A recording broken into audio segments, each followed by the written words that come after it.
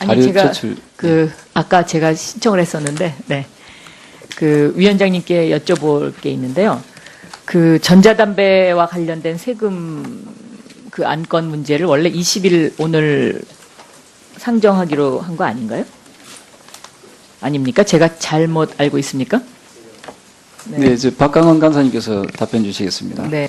간사들 간에 협의를 해서요. 오후에 상정을 할 예정입니다. 이현재 위원님, 네, 말씀해 주시기 네, 바랍니다. 자료 좀 제출을 요청합니다. 가업승계 관련해서 전체 상속세 중에서 가업승계 상속이 금액이 얼마인지 연도별 통계하고 요거를 대기업, 중견기업, 중소기업, 기타 이렇게 해서 그 통계를 좀 오전 중으로 부탁드립니다. 본의원 질의하기 전에 좀 부탁합니다. 네, 정부에서는 성실하게 자료 제출을 해 주시기 바랍니다. 이종구 위원님 질의해 주시기 바랍니다. 우리나라의 소득세, 네네. 면세자 비율이 상당히 높다는 건 인정을 하시죠? 네, 그렇습니다.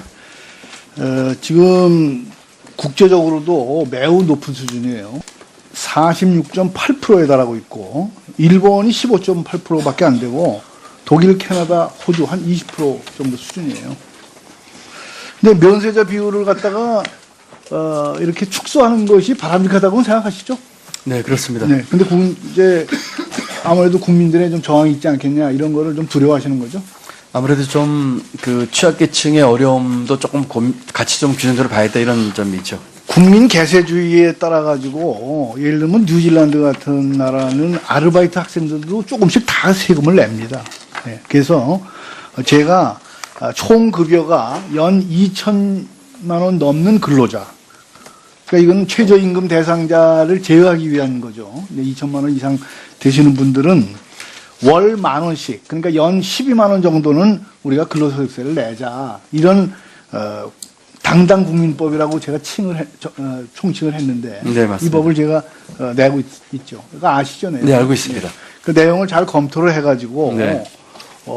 우리가 조금이라도 십시일반해서 어려운 재정을 돕는 차원에서도 그렇고 또 국민들이 그러한 과정을 통해서 사실 세법이나 정부의 역할 이런 거에 대해서 공부도 되는 거예요. 네네. 그러니까 더군다나 이제 중부담 중복지 이렇게 나가기 위해서는 좀 세원을 넓혀야 되지 않겠어요? 네.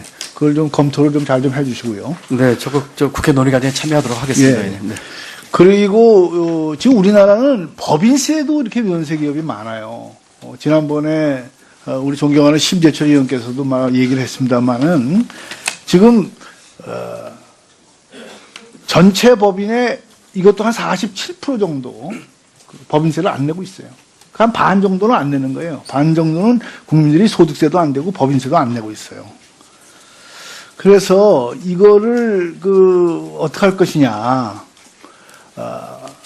각종 공제제도, 감면제도, 이런 거를 정비를 해 나갈 적에 하여튼 법인들이 소득이 있으면은 세금을 좀 내도록 이것도 국민 개세주의 입장에서 지금 면세자 폭을 좀 줄이는 게 필요하다. 그래서 법인세 세수를 늘리는 게 필요하다. 이런 생각을 갖고 있어요. 뭐 동의하십니까? 예, 지금 의원님께서 아주 좋은 또 정확한 지적을 해주셨고요. 지금 소득세뿐만 아니라 법인세도 지금 부담세액이 0원인 기업들이 많이 있습니다. 말씀하신 것처럼 한 47% 정도 있는데 대부분이 이제 기업 영업 실적 악화로 결손이 발생한 기업들입니다. 그러니까 손실 나고 있다는 뜻이죠.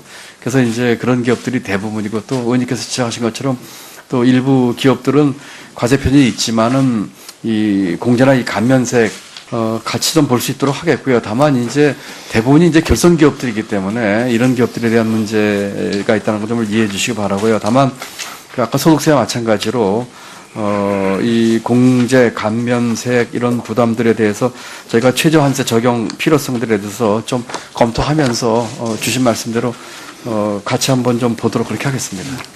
지난번에도 제가 물었습니다마는 국세청도 그렇고 세제실도 그렇고 저 세수 증가 원인에 대해서 확실하게 답변을 못 하고 있어요. 지난번에 김광림 위원께서 구체적으로 이렇게 지적을 하셨지 않습니까? 그 지적이 다 맞는데 그거는 예측할 수 있는 거란 말이에요. 감면제도 이런 것이 어떻게 바뀔 것이다. 또 세율은 어떻게 바뀔 것이다. 이런 거에 따라 가지고 세수 전망을 할 적에 내재적인 변수로서 그것은 우리가 보는 거고 실질적으로 세수는 그러함에도 불구하고 금년에도 8월까지 7조 이상이 지금 실적이 예상보다 웃돌고 있단 말이에요. 그러면은 그거에 대해서 세제실 또 장관이 확실하게 알고 있어야 된다고. 세수 증가하는 요인도 모르는데 세수 예측도 안 되고 어떻게 세법을 갖다가 개정하자고 이렇게 나옵니까? 세수는 작년, 금년 계속 지금 늘어나고 있는데. 세수 예측을 저희가 작년에 이제 본 예산을 이제 과석에 좀 낮게 편성된 문제라든지 또 경제 전망에서 이제 오차 문제 이런 것은 있지만, 지난번 이제 추경 이후에 저희가 여러 가지 경기 지표가 이제 추경을 이제 상회하면서 지금 사실 세수 상황이 조금 그때보다 더 좋아지고 있거든요. 그러면서 지금 각 세목별로 어떤 이유에서 이렇게 세수가 늘어나고 있는지 쭉 분석을 하고 있고요. 그래서 뭐 연말까지의 세수 분석이라든지 이런 것들을 상당히 비록 정교하게 하고 있다는 말씀을 드리고요. 거기에 따른 또 여러 가지 대책들도 준비를 하고 있다는 말씀을 드립니다. 제가 계속해서 말씀을 드리지만은 지금 국세청이 개통하고 있는 엔티스라는 게 있어요. 차세대 국세 행정망.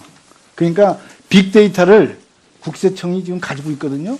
그 빅데이터에 따라 가지고 이 사람이 신고가 성실한지 안 한지 이런 거를 지금 국세청이 다 들여다보고 있거든요. 네네. 예? 그래서 납세자들이 겁이 나거든요. 예? 왜 세무조사 나올까 봐.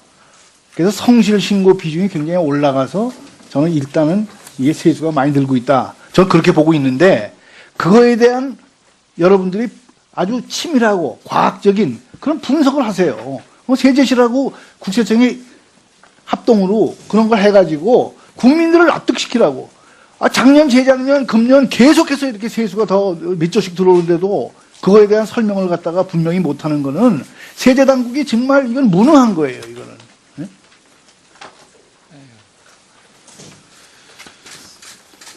마지막으로 제가 이제 장관께서 이제는 더불어민주당하고 당정협의 하시죠? 네, 하고 있습니다. 그래서 제가 한 가지만 조언을 드릴게요. 네. 제가 늘 얘기하지만은 65세 이상 지하철 무임승차 하는 거 이거 포퓰리즘입니다. 네, 이건 고쳐야 돼요. 그래서 외국의 예는 적어도 러시아어 때 잠깐만요. 러시아어 때는 이거는 요금을 좀 받아야 된다. 반값이라도 받아야 된다 하는 게 제 생각이에요. 작년에 서울시 지하철이 2,800억이 이 부분 때문에 적자가 났어요. 적자 규모의 거의 80%가 65세 이상 분들한테 이렇게 예우를 해주면서 적자가 나오죠.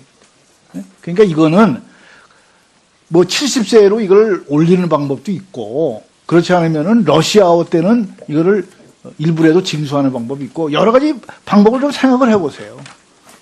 지금 65세면은 많은 부분들이 건강하시고 그렇지 않습니까? 네? 네. 그걸 갖다가 서울시장하고 당정협의를 해서 이거는 좀 곤란하다. 이렇게 예우하는 거는 외국에도 이렇게는 안 해요. 아주 저소득층인 경우가 확인된 사람들 이런 사람들은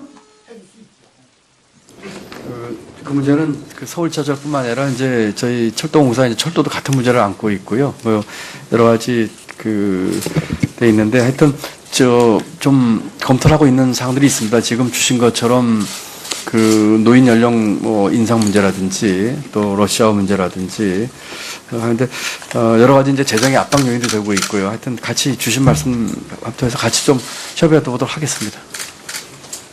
네, 수고하셨습니다. 다음은 박강원 의원님 질의해 주시기 바랍니다. 네네. 김동연 부총리님 그리고 공직자 여러분 연이팀 수고 많으십니다.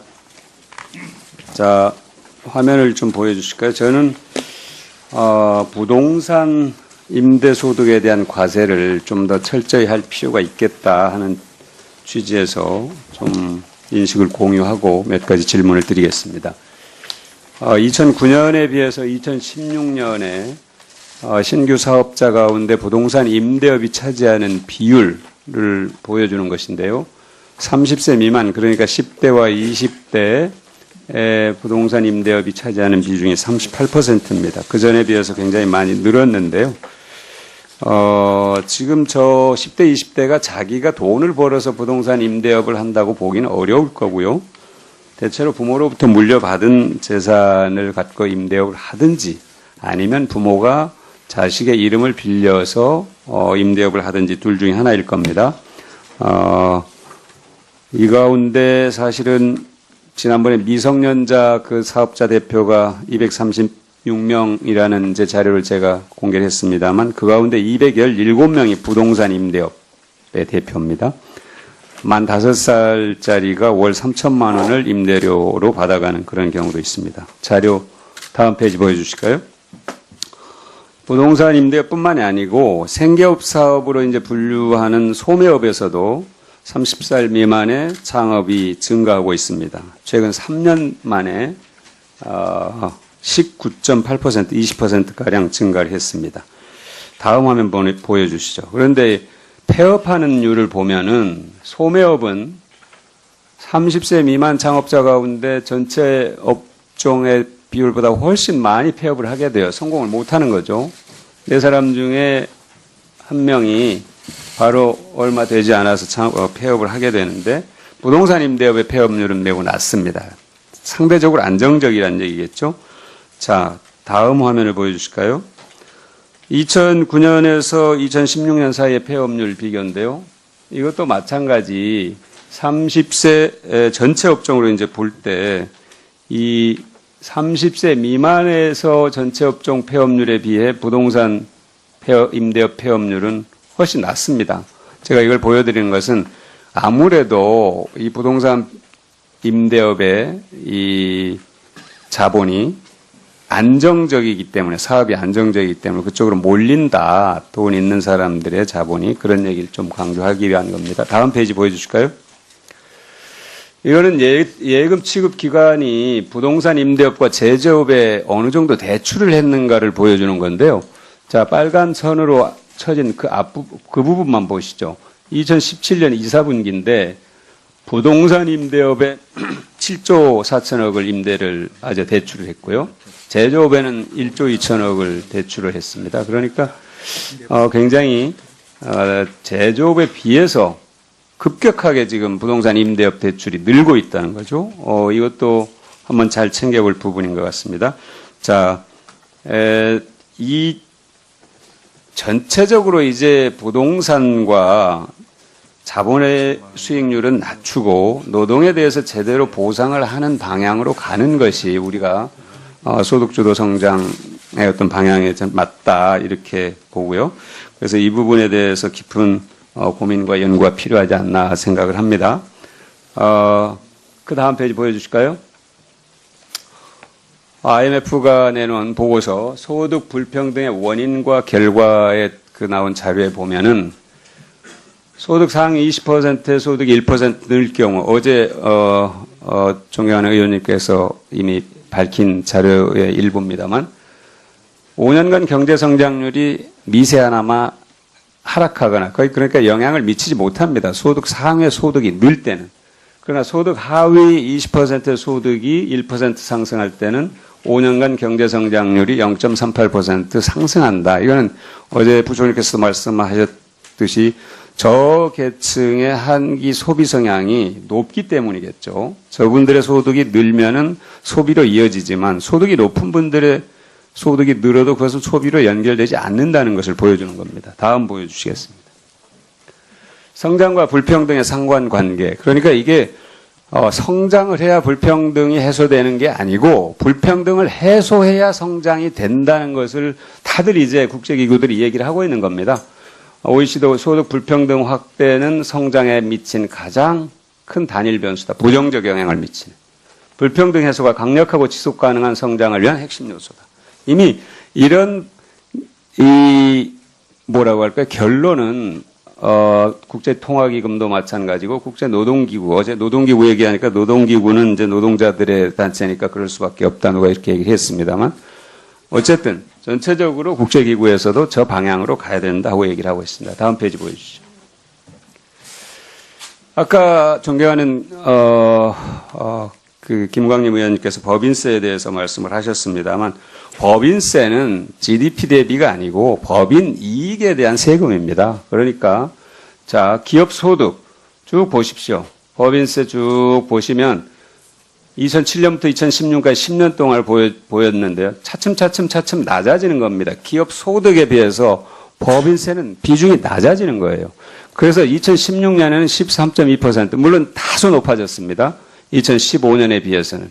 전체적으로 2007년에는 17%까지. 그러니까 법인이 소득이, 그러니까 100억을 벌었을 때 17억을 세금으로 내는 건데 차츰 낮아져서 그것이 기업 소득에서 차지하는 법인세의 비중이 낮아지고 있는 추세다 하는 걸 보여주는 겁니다. 다음 페이지 보여주시죠. 그리고 OECD에 비해서도 우리가 법인세 비중이 높다 이렇게 얘기를 하는데 그거는 그 이면을 말씀하시지 않은 겁니다. 자, 한국은 맨 아랫단에 있습니다. 기업소득 비중 평균, 기업소득의 25%입니다. OECD 평균은 18%고요. 기업소득에 비해서 법인세 비중을 보면은 OECD는 16%입니다. 2014년으로 볼 때. 우리는 13%입니다. 그러니까 우리가 OECD보다 법인세를 더 많이 낸다는 얘기는 법인세 비중이 높다는 얘기는 허구입니다.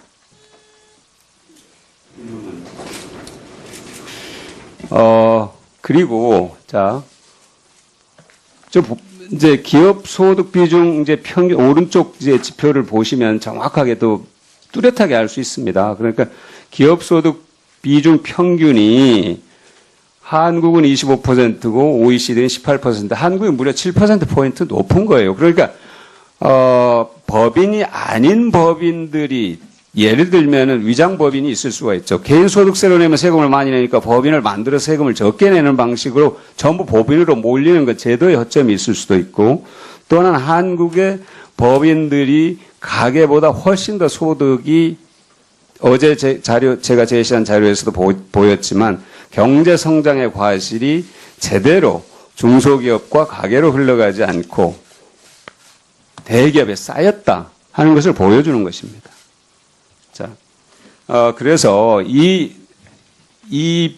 아까 중복지를 말씀하셨는데 중부담 중복지로 가기 위한 전제는 공평과세, 조세 정의 이것에 대한 국민들의 믿음이 전제돼야 되는 겁니다. 그것이 실현되고 있다 하는 국민들의 믿음이 있을 때 저는 전체적으로 조세 부담률이 높아지는 것에 대한 국민들의 거부감은 훨씬 낮아질 것이다. 이렇게 봅니다. 제가 질의를 못했는데 질의는 이따 보충 질의 하도록 하겠습니다. 네, 좋은 의견 감사드립니다. 다음은 박영선 의원님 질의해 주시기 바랍니다. 예, 어젯밤에 늦게까지 국감하시고 오늘 아침에 올라오셔서 그런지 오늘 조금 기재부 그 공무원들 얼굴 표정이 좀 피곤해 보이시네요. 지금 세수가 예상보다 좀 잘 거치고 있죠? 어느 정도나 더 거쳤습니까? 지금 8월까지 저희가 그 통계가 나와 있는데요. 8월까지 당초 예산보다 17조 정도 더 거쳤고요. 네. 그 중에서 제가 EITC 17조 정도 더 거쳤습니다. 예. 네. 제가 국세청에다가 왜 세수가 17조만큼 더 많이 거치냐, 이거 분석해 봤느냐고 했더니 대답을 정확하게 못 하더라고요. 이게 어느 부분의 증가율이 높습니까? 지금 세목별로 말씀하시는 거죠? 네. 세목별로 보면은 저희가 추경 편성 이후에 소득세에서 한 4조 9천억, 네. 법인세에서 한 2조, 또 부가가치에서 한 2조 8천억 정도, 그 정도 지금 더 거치지 않을까 이렇게 생각하고 있습니다. 예. 그러면 이 소득세와 법인세가 더 많이 거치는 이유를 아직은 분석을 안 하셨겠죠? 저희가 그 분석을 그 아주 상세하지는 않지만 그 해본 것에 의하면 소득세의 경우는 지금 원래 당초 추경 편성할 적에 부동산 시장이 좀 둔화되지 않을까 하는 것을 전제로 했는데 그 이후에 부동산 호조세가 좀 지속이 됐고요. 또 상용 근로자의 그 수와 명목임금이 좀 증가를 했습니다. 이와 같은 것들, 또 개인 사업자 실적이 당초보다 좀 크게 초과하는 이것이 이제 소득세를 이제 끌어올린 거의 5조가 끌어올린 원인이 됐고요. 법인세 경우는 그 추경 이후에 저희가 그 상반기 쭉 따져보니까 그 연결법인 세수 실적 증가, 또 상반기 법인 실적 호조 이런 것들이 주 원인이고요. 부가세는 그 수입액이 많이 늘어났습니다. 이 세 가지, 이것이 이제 주요 세 개 세목에 크게 늘어난 이유라고 볼 수가 있겠습니다. 그럼 추경 효과가 이 세수에도 지금 3분기부터 나타난다 이런 말씀이신가요? 추경 효과가 그 이제 제가 말씀드린 추경은 이제 지난번 추경 때 저희가 8조 8천억 정도가 이제 세수가 늘어날 것이라는 걸 기초로 해서 이제 짰는데 그 이후에 이런 요인으로 더 늘어났다 이런 말씀이고요. 추경 효과 말씀드린 건 어저께 말씀드린 것처럼 그 추경 효과가 3, 4분기, 4, 4분기에 그 추경 효과가 일부 나타날 것이다 우리 경제에. 그렇지만 조금 더 근본적인 그 영향은 내년 상반기 또는 성장 잠재력을 올리는 건 조금 더 장기적으로 나타날 것이다 이렇게 말씀드렸습니다. 네. 저는 이 세수가 예상보다 많이 거치는 이 이유를 좀 더 면밀히 분석할 필요가 있다. 그리고 이것이 지속 가능하게 계속 이렇게 나타날 것이냐 아니냐 이런 부분에 대한 분석을 토대로 해서 전반적인 이 세금 문제에 대한 검토가 필요하지 않나 이렇게 보고 있습니다. 왜냐하면 계속해서 뭐 법인세를 올린다 아니다 이런 논쟁만 할 것이 아니고 이런 부분이 좀 필요하고요.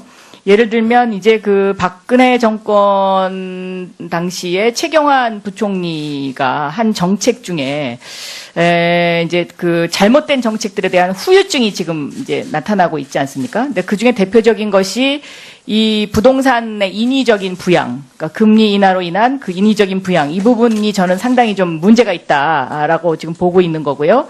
또 하나는 그 담배세의 그 지나친 상승으로 인한 그 여러 가지 부작용, 이런 부분도 좀 들여다볼 필요가 있지 않나, 이제 이렇게 생각합니다.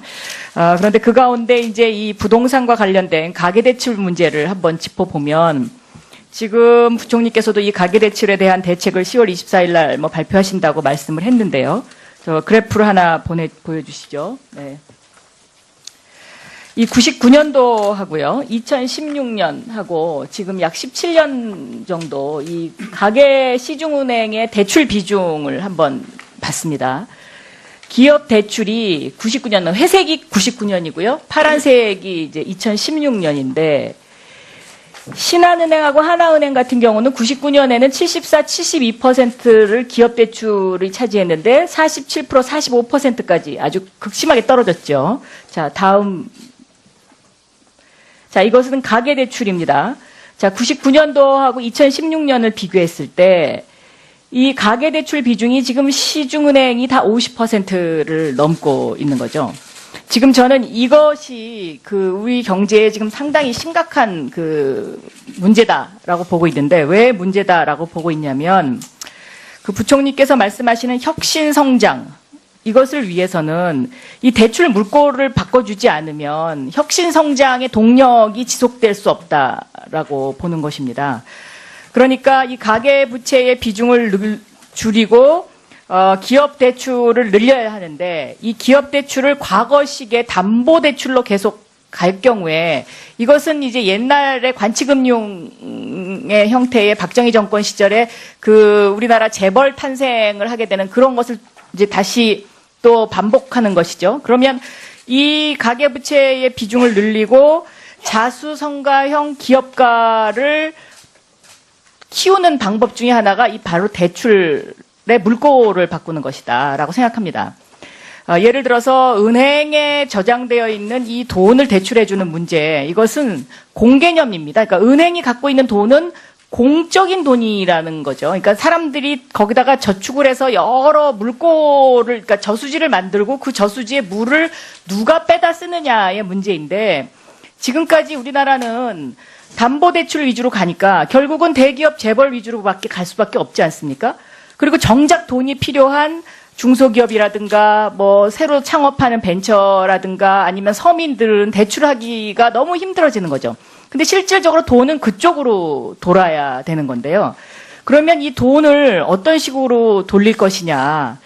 저는 제가 미국에 특파원 하면서 보니까 이 미국은 제가 어제도 강조했지만 신뢰사회 아닙니까? 그리고 신용사회. 그럼 이 신뢰사회와 신용사회의 이 키워드가 혁신성장의 키워드가 돼야 된다. 그러니까 기본적인 철학이 돼야 된다는 거죠. 그러니까 이 근본적인 것을 바꾸지 않는 한 혁신성장이라는 것이 단순하게 말잔치로 끝날 가능성이 너무나 높아 보여서 제가 이 질의를 드리는 그래서 제가 어제도 이제 끝 무렵에 말씀을 드렸는데 이 가계 부채를 줄이고 기업 쪽으로 대출을 돌리는 그 과정에 있어서 저는 공정과 정의의 이 기준을 적용해야 된다고 봅니다. 그러니까 예를 들면 지배구조가 과연 공정하냐의 문제라든지 그다음에 이 어떤 그 새로운 창업자가 갖고 있는 아이디어를 우리가 공정하게 심사할 수 있는 사회적 기준이 마련됐느냐. 이 두 가지로 해서 저는 대출의 문제를 좀 바꿔야 된다고 생각하고요. 그리고 은행의 그 어떤 일반 시중은행의 기능도 기술 펀드 쪽에 비중을 확충을 해야지 지금처럼 부동산 장사를 하는 시중은행의 어떤 이런 행태를 그냥 남겨놓으면 혁신 성장을 할 수 없다. 그리고 주식 거래처럼 기술 거래 시장을 만들어야 된다. 그래서 이 금융 쪽의 대출 혁신을 가져오지 않고는 혁신 성장을 할 수 없다라고 저는 보고 있습니다. 그래서 여기에 대한 부총리의 견해를 좀 듣고요. 오후에 또 추가 질의를 하겠습니다. 네, 의원님. 좋은 의견 말씀해 주셔서 감사하고요. 지금 굉장히 그 좋은 포인트를 여러 개를 말씀을 해주셨습니다. 제가 간략하게만 말씀드리면 우선 우리 혁신 성장하는 데 있어서 이 금융 쪽에 있어서의 제도와 관행의 혁신이 꼭 전제된다는 데는 전체로 동감을 하고요. 우선 그 금융기관의 그 담보 위주 관행, 대출 관행도 여러 가지 정면에서 저희가 많이 보고 있습니다만 금융기관 함께 이 부분도 좀 개선될 부분이고요. 특히 그 모험 자본 쪽에 저희가 좀 이번에 신경을 많이 쓰고 있습니다. 이번에 혁신 성장에서 아마 조만간에 혁신 성장 또 창업 혁신 창업에 대한 대책 발표할 적에 이와 같은 그 모험 자본 쪽에 대한 걸 저희가 좀 포함을 시키려고 생각을 하고 있어서 전적으로 같은 생각이고요. 다만 이제 지금 많은 금융기관들이 이 소위 소매금융 쪽으로 이제 웨이트가 많이 옮겨지고 있는 것에 대해서 이제 기업들의 투자 의욕 이런 쪽도 굉장히 중요한 것 같습니다. 기업들이 지금 투자를 고취시키기 위해서 또 기업들이 상당히 자금 사정이 좋은 기업들이 많이 있거든요. 이런 기업들이 좀 더 투자를 할 수 있도록 하는 우리 전체적인 경제 운영이나 또 혁신 성장을 통해서 이 어떤 기업가 정신 또 기업들이 보다 활발하게 기업을 하려고 하는 그런 분위기 조성 이런 것도 같이 좀 배경에 깔려야 되지 않을까 생각을 합니다. 지금 주신 것들을 저희도 같은 생각 갖고 있기 때문에 정리해서 잘 추진할 수 있도록 하겠습니다. 네, 수고하셨습니다. 다음은 추경호 위원님 질의해 주시기 바랍니다. 예, 연일 수고 많으십니다. 대구 달성군 출신 추경호입니다. 저는 우선 법인세에 관해서 이야기를 좀 하겠습니다. 결론적으로 법인세 정부가 정세를 추진하고 있는데 이것은 즉각 중단되고 철회되어야 된다. 오히려 중소기업 법인세를 인하해야 된다. 이런 말씀을 드리고자 합니다. 지금 경제 대체적으로 어렵죠, 부총리? 지금 어려움도 있습니다만은 나름대로 부총리 경제 네. 어렵습니까? 안 어렵습니까? 부총리 경제에 대한 상황 인식을 다시 확인해 제가 주세요. 말씀드리지 않습니까? 어려운 측면도 있지만 또 나름 좋은 기운도 있습니다. 전체적으로 경제가 어렵습니까? 경제가 좋습니까? 안 좋습니까? 경제가 말씀드린 것처럼 정부가 예상한 지금 그년에 3% 성장 추락에서 벗어나지 않는 3% 괜찮습니까? 괜찮겠다고 생각합니다. 경제가 좋습니까? 경제가 좋다 그렇게 둘 중에 하나를 요구하시면은 어려운 점도 제가 많이 있습니다. 자세한 얘기는 하지 않겠습니다. 늘 제가 지난번 본회의 때도 말씀을 드렸지만 그래서 옛날 트루만 대통령이 경제학자, 외파리 경제학자 오라는 겁니다. 이럴 때는 이렇고 이럴 때는 또 저렇다. 저는 이런 이야기 자꾸 경제학자가 아니라 하시는데. 경제 관료입니다. 경제 관료 똑같이 설명을 하시기 때문에 제가 그렇습니다. 다시 그 논쟁하지 않겠습니다. 국민들 기업은 굉장히 어려운데 현재 세수로 보면은 수입으로 보면은 정부만 나홀로 호황인 셈입니다. 8월 기준 국세 수입이 작년 8월에 대비해서 17.1조 원 증가했습니다. 약 10% 증가했습니다. 사실관계는 맞죠? 네, 맞습니다. 예. 경제는 전반적으로 어렵다고 하면서 경제 살리기에 나서야 된다고 하면서 세계적인 추세에 역행하면서 우리나라만 법인세 인상을 추진하고 있습니다. 아까 존경하는 김광림 의원께서도 말씀하셨지만은 미국, 프랑스 등 전 세계 많은 국가들이 법인세 인하를 추진하고 있는데 우리만 인상을 하고 있습니다. 역주행하고 있습니다. 세금 더 걷어서 공공부문만 살찌우겠다는 것인지 며칠 전 정부는 여전히 공공부문 81만 개, 공무원 중원 17만 개 강행을 하고 있습니다. 비정규직 정규화 그리고 비정규직 제로 추진하고 있습니다. 오히려 이런 식으로 정부 살찌우는 증세 정책을 추진할 것이 아니라 서민 감세로 세부담 줄이고 경제 활력을 높여야 된다 이렇게 생각을 합니다. 뒤에 표 좀 보시겠습니다. 아까 잠시 확인을 했지만은 현재 금년도 국세 수입이 8월 현재 전년 대비 10% 증가하고 있습니다. 지난번에 추경을 했죠. 6월 달에 제출하고 7월 하순에 통과를 했습니다. 맞죠? 네네. 이때 251조 추경 규모를 가져왔습니다. 이때 국세 수입 증가 얼마 예상하고 하신 거죠? 제가 8조 8천억 했습니다. 8조 8천억이죠. 그 당시 이게 6월 통계가 6월 제출할 때쯤 되면은 4월 달쯤 국세 징수 실적이 나왔을 텐데 그때 얼마입니까? 4월 실적이요? 예, 지난해 4월. 네, 우리 세제실장이 좀 얘기를 하는 게 좋을 것 같습니다. 제 기억으로는 8.4조인가 그 정도 되는 걸로 알고 있습니다. 전년 대비. 맞습니까? 네, 바로 확인해 드리도록 예, 하겠습니다. 뭐 맞을 겁니다. 예. 자, 추경 제출할 때 한 해 총 8.8조 정도 증가한다고 했는데 추경을 제출하는 4월 시점에 벌써 지난해 대비 8.4조 원이 증가를 했습니다. 정부의 지금 세수 전망 능력이 이 정도입니다. 그게 맞으려고 그러면은 4월 이후에 대한민국 세수 증가 요인이 하나도 없어야 됩니다. 성장이 스톱을 하고 모든 곳에서 소득 증가가 스톱이 돼야 세금이 더 안 거칠 겁니다. 예, 그 다음. 답변 드릴까요, 의원님? 아니, 계시 보십시오. 제가 사실관계 말씀드리니까 그 다음에.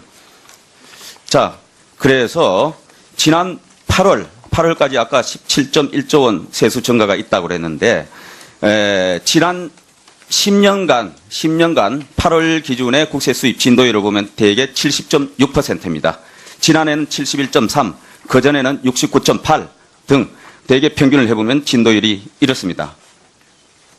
요거는 정부 자료니까 여기 이 숫자에 오류가 있는 건 아니죠? 네네. 예. 다음. 아까 말씀드렸지만 그래서 지금 정부는 또 2천억 이상 구간 하나 신설을 하려고 하시는 거죠? 네, 그렇습니다. 예.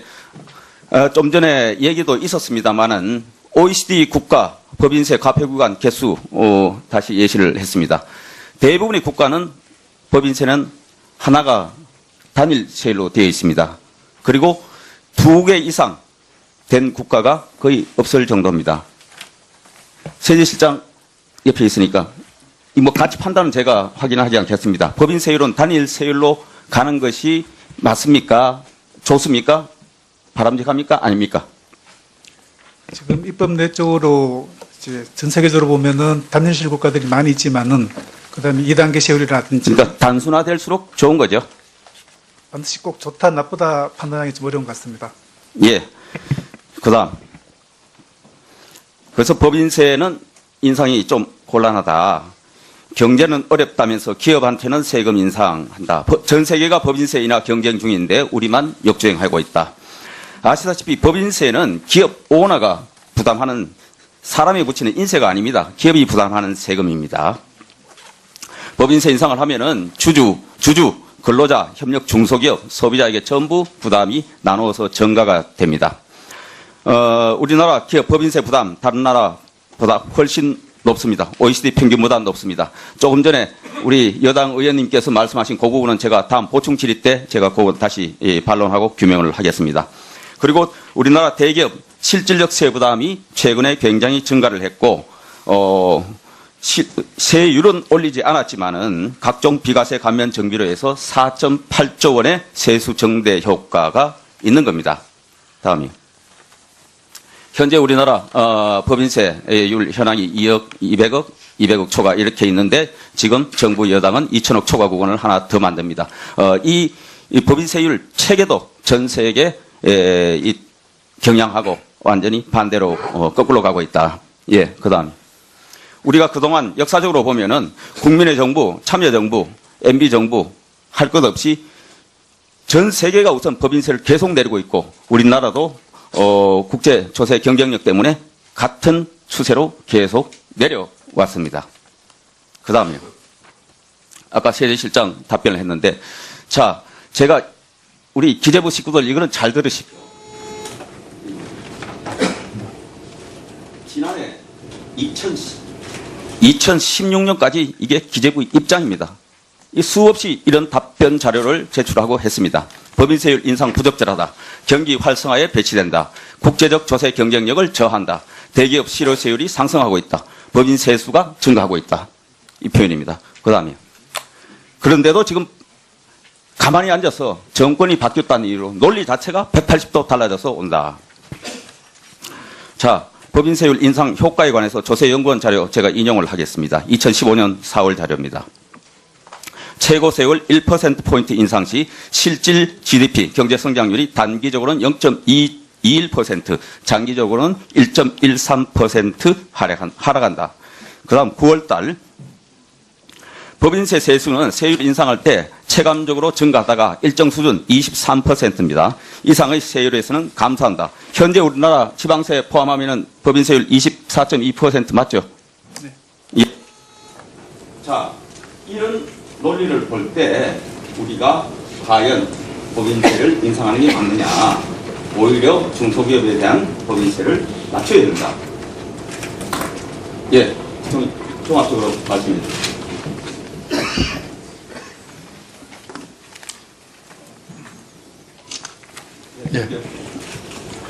그 의원님 말씀 감사합니다. 여러 가지 아주 유용한 분석을 많이 해주셨습니다. 법인세가 그 최고 세율이 올라갔을 때에 성장에 미치는 연구 결과까지 좀 말씀을 해주셨는데 아마도 이제 그건 가정에 따라서 많이 다르겠다는 생각이 듭니다.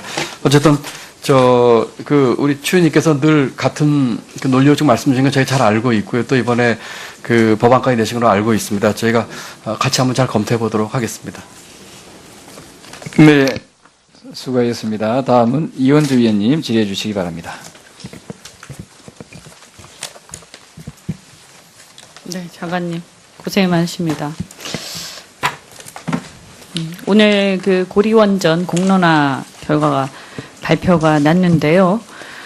장기적으로 원전의 어떤 위험성 이런 것을 분석도 하고 대비도 하고 또 필요하다면 원전을 축소하는 방향으로 가긴 해야겠지만 이렇게 마치 5년의 세상이 다 끝나는 것처럼 이렇게 막 급하게 그리고 진행되고 있던 것을 마구잡이로 이렇게 중단시키면서 이렇게 하는 것은 저는 굉장히 심각한 문제가 있고 사실 그 민주주의 국가에서 이 공론화위원회라는 형식으로 이렇게 간 것은 저는 굉장히 바람직하지만 처음에 시작을 이렇게 막 급박하게 이렇게 하는 것은 저는 문제가 있다고 생각을 합니다. 특히 에너지 같은 경우는 국가 백년지 대계 아닙니까? 그리고 굉장히 중요한 국가 경쟁력을 좌우하는 것입니다. 그래서 이런 부분에 대해서 장관님께서 좀 더 신경을 많이 쓰시고 이 혼란과 어떤 우리의 어떤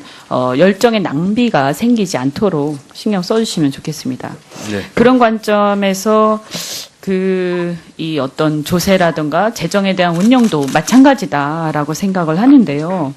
정부가 지난번에 178조의 어떤 그 지출 구조조정과 세수 확대 방안 이거 발표한 적이 있지 않습니까? 그래서 세입 확충하고 세출 절감 방안 이렇게 내놨는데 여기서 보면 그 세입 확충 82.6조 원 중에서 세수 증대, 자연 세수 증대를 한 60.5조 원으로 잡았더라고요. 이것은 이게 자신이 있으십니까? 네, 오히려 촉할 것 같습니다. 네. 그래서, 이런 부분들에 대해서 잘 확인해서 하셔야 되는데, 근데 이제 우리가 이 어떤 증세라든가 이런 것들이 불가피한 부분들이 있기 때문에 핀셋 증세로도 하고 이렇게 합니다만, 국민들이 이, 세금 내는 것을 가장 꺼려하는 이유가 뭐라고 생각하십니까? 글쎄요, 뭐 아마 우리가 낸 세금이 잘 쓰고 있는가 하는 건 좀 있을 것 같고요. 네. 뭐 또 어떤 공평성 문제라고 할 공정성 문제 이런 것도 있을 것 같고 뭐 여러 가지 요인이 있겠죠. 네. 그래서 저는 뭐 잘 쓰이고 있는 것인가 뭐 이런 것들에 대한 어떤 정부나 어떤 관료에 대한 신뢰 이런 문제도 불신 이런 것도 있지만 지금 보면 가장 또 심각한 그 불신 중에 하나가 공평하지 않다라는 거라고 생각을 합니다. 그래서 이것이 수혜자 또는 과세 대상자의 입장 그 그룹만 가지고 딱 보면 뭔가 그럴듯한데 그것을 전체 그림 속에서 그 그룹을 비교를 했을 때 그쪽만 수혜를 보는, 그러니까 그 증세의 원인이 되는 어떤 그 복지라든가 어떤 지출의 수혜 대상자가 있을 거 아닙니까? 그것이 과연 공평한 것인지, 어떤 객관적 기준을 갖고 있는 것인지, 이런 것들이 굉장히 중요할 거라고 보는데, 제가 저 만화를 누가 그려주시던데요. 보시면, 어쨌든 너무 한꺼번에 5년 안에 세상이 다 끝나는 것처럼 막 좋은 얘기를 다 한꺼번에 쏟아내고 있는데 예를 들어서 공공부문 비대화라든가 뭐 보면 뭐 공단 설립하겠다, 공사 설립하겠다, 공무원 늘리겠다 그 안에 보면 내용상 뭐 필요한 부분도 있습니다만 그 한꺼번에 막 쏟아내고 있는데요. 여기서 이거 하려면 다 재정이 투입돼야 되는 거 아닙니까? 그죠? 그런데 문제는 뭐냐면 이것이 격차를 심화시킨다는 겁니다. 재정이 공공부문에 집중되고 있습니다. 그래서 이것은 민간 영역을 위축시키고 결국은 어제도 많은 의원님들이 말씀하셨지만 민간 일자리를 결국 줄이게 되는 거거든요. 그러면 공공부문의 부를 집중시키고 재정 투입을 집중시키는 게 결국 그 재원이 민간에서의 증세를 통해서 들어가는 것인데 그럼 민간은 사실은 이런 공공부문처럼 정부가 인위적으로 일자리를 늘리고 인위적으로 막 회사를 짓고 할 수가 없어요. 이거는. 그러면 정부는 민간에 대해서는 어떤 정책을 통해서 유도할 수밖에 없고 공공은 직접적으로 개입해서 막 하게 되면 이것은 양쪽의 부문, 공공과 민간 부문 간에 심각한 격차를 가지고 오고 이게 어떤 국가 재정의 투입과 관련해서 저는 굉장히 불공평한 문제를 야기한다라고 생각을 합니다. 그리고 그것을 국민들이 느낍니다. 지금은 초기 단계라서 잘 모르지만 결국 느끼게 될 거라고요. 이것이 과연 바람직한 건가? 우리나라가 과연 공공부문에 그렇게 집중적으로 투입을 하고 아무리 좋은 의도라 하더라도 그렇게 해서 이 격차를 심화시키는 게 현재 대한민국의 구조를 봤을 때 바람직한 것인가? 이거는 정말 깊이 생각해야 됩니다. 저는 거꾸로 가고 있다 이 생각이 듭니다. 취지는 좋지만 실제 큰 그림을 보면 거꾸로 가고 있다 우리는. 그래서 좀 고민을 많이 하셔야 된다 생각하고요. 마찬가지로 그래서 어제 제가 최저임금도 계속 얘기했지만 그 3조 문제도 마찬가지예요. 재정이 투입된단 말이에요. 재정이. 그래서 이 문제는 부의 어떤 이전으로 봐야 되는 거예요. 크게 본다면. 어디서 나와서 어디로 들어가고 어디로 흘러가고 어떻게 돌아다니는가 이 부가. 이 큰 틀에서 거시적 차원에서 보면 아주 심각한 문제를 야기한다고 생각을 하고요. 여기서 이렇게 그 조세 지출이 그 재정 지출이 가장 중요한 것은 공평성. 그래서 같은 돈을 쓸 때 누구는 비슷한 상황인데 누구는 혜택을 받고 누구는 혜택을 못 받고. 아까 어제 제가 말씀드린 그 최저임금 마찬가지예요. 30인 미만은 혜택을 받고 32명은 혜택을 못 받고 31명은 혜택을 못 받고 뭐 이렇게 된다든가 120%라고 해서 그럼 125% 주는 사람은 어떻게 되고 그런데 그것에 어떤 합리적 기준이 있는 것인가 누구나 수긍할 만한 이것은 시장을 왜곡시키는 거예요. 왜곡시키는 거예요. 정부가 지나치게 개입해서 그 의도가 좋다고 해서 되는 일이 아니고 이거 한번 잘못 왜곡되면 굉장히 심각한 문제가 생긴다고 봅니다. 답변 드릴게요. 네, 감사합니다.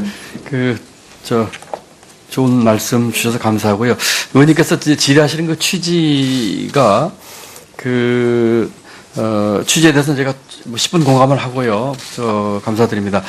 정부가 재정을 운영하는데 국민들로부터 세금을 걷는 한쪽 측면이 있고요. 이 세금을 쓰는 지출 측면이 있지 않겠습니까? 그래서 지금 의원님께서 말씀 주신 것처럼 걷어서 어디에 어떻게 쓰느냐에 대한 국정 운영의 방향과 정책의 우선순위가 있는 것이지요. 그래서 의원님 말씀하신 것처럼 거시적으로 보면은 우리 재정의 전체 지출의 모습을 볼 것 같으면은 말씀 주신 것처럼 어려운 계층이나 취약계층이나 또는 공평성을 살리기 위해서 주는 그런 것들을 이제 큰 그림을 볼 필요가 있다고 생각을 합니다. 예를 들어서 부분별로 쭉 있는데 내년도 예산 같은 경우 또는 앞으로 우리 정부에서 5년 동안의 재정 운영 방향이 이제 생산적 의미에서의 복지 지출 또 교육 투자라든지 이런 쪽에 이제 많이 가는 것이고요. 또 물적 투자 쪽에 이제 SOC 쪽은 가능하면 조금 줄이되 대신에 이제 효율성을 높이는 방향을 한 것으로라는 큰 그림. 네, 그렇게 되기 때문에 제가 이제 마이크하게 보면은 의원님 주신 말씀들에 대해서 이 공공부문 비대 부문도 저희가 그런 측면에서 뒷받침하기 위한 수단으로서 예를 들어서 공공 서비스의 제공을 좀 질적 또 양적을 올리겠다든지 또 최저임금도 아까 큰 테두리 안에서의 이제 생산적 사회복지 쪽으로 한다든지 이런 쪽으로 이해를 해주시면 큰 틀에서는 의원님께서 말씀하신 그 방향대로 저희가 재정지출 계획을 좀 하려고 노력하고 있다 이렇게 이해해 주시면 좋을 것 같습니다. 아까 모두에 말씀드린 것처럼 과세나 이런 것들에 대해서 조세 정책에 대해서 불신을 갖는 이유가 합리적 기준들이 없고 그것이 굉장히 자의적이다. 그리고 그것이 비록 아무리 좋은 의도를 갖고 있어도 사실은 국가 공권력은 저는 그렇게 자의적으로 써서는 안 된다고 생각을 합니다. 그래서 최대한 합리적이고 객관적 기준에 맞을 때 그것에 따라서 하고 그 다음에는 민간에 많은 부가 흘러가도록 만약에 확대 재정 정책을 하더라도 그 방향으로 가야 되는 거죠.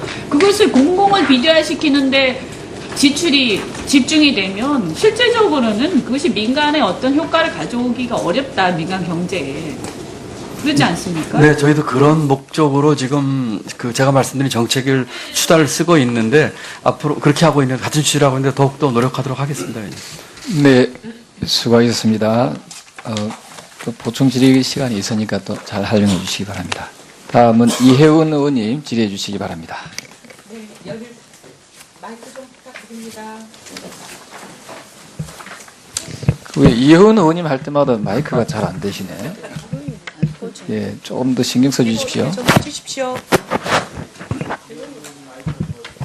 아니 근데 이거는 또 안 꺼져요. 이걸로? 아 근데 방향이 이쪽이라 해야 되는데 좀 이거 고쳐주실래요? 꺼지네.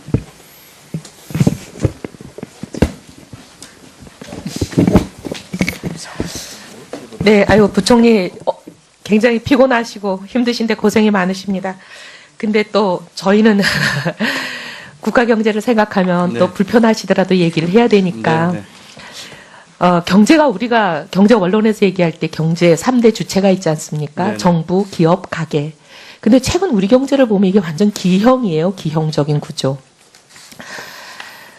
기업도 가계도 전부 마이너스 성장을 하고 있는데 정부 혼자만 플러스 성장도 어마어마한 플러스 성장을 하고 있어요. 총 소득 중에 정부 비중을 보면 정부 비중은 1.1% 한 해에 벌써 또 이렇게 늘었거든요. 근데 기업이나 가계는 보면 마이너스 0.8, 마이너스 0.3 이렇게 줄고 있어요. 또 이런 이유가 왜 이런가 하고 들여다봤더니 최근에 이제 물론 부총리 취임하시기 전부터 시작된 일입니다. 이 너무 세수 호조가 커요. 올해도 벌써 15조 이상 세수가 실적 대비, 그러니까 작년 예산안 대비 더 거치는 걸로 나오죠. 작년에도 20조 이상 더 걷었습니다. 이 세금을 걷는 게 꼭 좋은 것만은 아닌 게 국세 탄성치라는 건 아마 잘 아실 겁니다. 부총리께서도. 이 국세 탄성치를 계산을 해봤어요, 제가. 계산을 해봤더니 기가 막힌 건 2.42가 나와요. 2.42가 나온다는 건 기업이나 우리 가정들이 1을 더 벌었으면 세금은 2.4배를 더 낸다는 얘기입니다. 원래 1을 더 벌었으면 세금은 1만큼 더 내든지 1보다 덜 내든지 해야 되는데 1을 더 벌었으면 2.4를 세금으로 더 받아 가버리면 정부가 이게 정상적인 구조가 아니잖아요. 근데 이 국세 탄성치를 제가 몇 년간 쭉 계산을 해봤습니다. 했더니 2013년에는 마이너스 0.14예요. 근데 이게 지금 해마다 박근혜 정부 들어오고 나서 국세 탄성치가 해마다 2배 이상씩 증가하고 있습니다. 이게 굉장히 기형적인 현상입니다. 그래서 왜 이런가? 왜 이렇게 국세 탄성치가 증가하나? 사실 우리가 뭐 경제 언론에서 알다시피 빌트인 스테빌라이저 기능을 우리가 재정에 그리고 특히 조세에 기대하는 거잖아요. 호조가 됐을 때는 경기가 잘 나가고 사람들이 벌이가 좋을 때는 세금을 많이 걷어들여서 좀 약간 이 어떻게 보면 버블이랄까 이 과열을 조금 줄이고 그다음에 경기가 굉장히 안 좋고 침체가 됐을 때는 오히려 세금을 덜 걷어서 오히려 지갑을 좀 두둑하게 해주고 이게 빌트인 스테이블라이저인데 거꾸로 가고 있어요. 오히려 지금 우리는 최근 박근혜 정부 들어서부터는 이 탄력적 세정이라는 게 오히려 경기 침체를 가속화시키는 주범이 되고 있어요. 이 국세 탄성치를 보면 그게 나오잖아요. 그래서 왜 이렇게 세금이 많이 걷히나 물론 다른 이유가 뭐 세상 일에 만 가지 이유가 있겠지만 제일 중요한 이유는 보니까 세무조사 실적하고 제가 비교를 해봤습니다. 띄워주세요. 저걸 보시면 아는데요. 세수 실적이 계획 대비로 좀 결손이 생길 것 같은 해에는 저렇게 세무조사가 기형적으로 증가합니다. 세수 실적이 좀 안 될 것 같으니까 저렇게 세무조사를 많이 해서 세무조사로부터 걷어들이는 세액이 저렇게 많아요. 저 밑에 이렇게 뚝 떨어지는 거는 세수 결손 예상입니다. 그리고 위에 있는 거는 세무조사 건수와 세무조사 실적들이에요. 그러니까 이게 바로 마른 수건 쥐어짜기가 통계로 입증이 된 겁니다. 그러니까 지금 보면 이제 물론 국세청에도 제가 얘기를 하지만 이거 우리 부총리께서 좀 아시고 이렇게 경기가 안 좋을 때 세수 실적이 결손이 될까봐 마구제비로 세무조사. 근데 그렇게 세무조사를 하다 보니까 뭐가 문제가 생기냐면 일단 걷고 보자고 사실은 과세 요건이 충족이 안 되는데 마구 과세를 해가지고 불복이 엄청나게 늘고 있습니다. 지금 불복이 해마다 무지하게 늘어요. 근데 이 보면 불복을 해서 그걸 환급을 해주게 되면 환급 이자만 해도 어마어마하지 않습니까? 근데 이 환급 이자가 1.3조나 돼요. 한 해에. 1조 3천억씩 환급 이자를 준다는 거는 공무원들이 세무공무원들이 무리하게 과세를 해가지고 원금 냈던 세금을 돌려주는 거 플러스 그동안의 이자까지 환급을 해주는 게 1조 3천억이 된다는 건 이건 너무 심한 거예요. 그리고 또 폐소 비용을 다 이렇게 환급을 해주게 되면 정부가 또 국민 세금으로 부담하잖아요. 변호사 비용 온갖 등등 수입 인지 이런 거. 그러니까 이게 이렇게 무리하게 세무실적, 세무조사하고 실적 내서 이렇게 하는 거는 좀 지양할 수 있도록 부총리가 특별히 이걸 관심을 갖고 좀 챙겨주셔야 된다고 봅니다. 하고 싶은 말씀이 있으실 텐데 이것만 더 말씀드릴게요. 지금 왜 제가 이 걱정을 더 하냐면 박근혜 정부는 끝났으니까 뭐 끝난 거 아니냐 이렇게 많은 분들이 생각하실 텐데 근데 전 그렇지 않다고 봅니다. 문정부는 공약을 워낙 많이 해놔가지고 지금 세금이 모자라도 턱없이 모자라는 정부거든요. 그러면 또 세무공무원들은 부총리가 안 챙기시면 마구 이 관성에 의해서 또 세무조사하고 마른 수건 쥐어짜기를 합니다. 그러니까 이게 가뜩이나 경제가 어려운데 이렇게 세금까지 너무 과하게 걷고 또 부당한 세금을 걷어서 많은 사람들에게 고통을 주고 또 국민 세금이 환급 이자와 폐소 비용을 지급하는 데 드는 이런 일이 좀 안 생기게 부총리께서 특별히 좀 챙겨주십시오.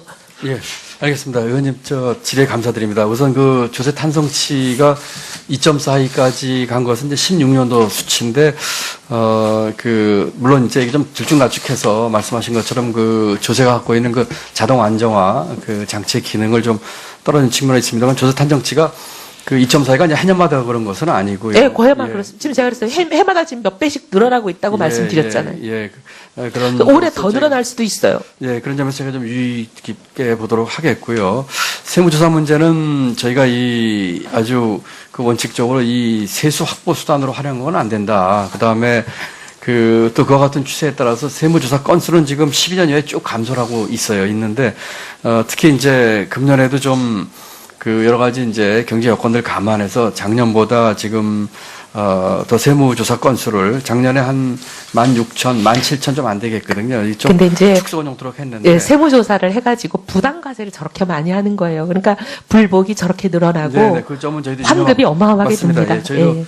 유념하고 있고요. 네. 의원님 말씀 주신 취지대로 제가 국세청도 얘기를 해서 네. 여하튼 세무조사가 챙겨주십시오. 확보 수단으로 활용되지 않고 아주 공정하게 할 수 있도록 또 이 환급과 불복도 환급되는 부분에도 좀 신경을 쓰도록 특별한 좀 지시를 하도록 하겠습니다. 제가 시간이 얼마 안 남아서 일단 지급을 하고 나중에 추가 질의 때 계속 하겠지만 내년 예산안에 분명히 내년 1월부터 종교인 과세가 시행하게 돼 있으면 이게 국세 세수 추세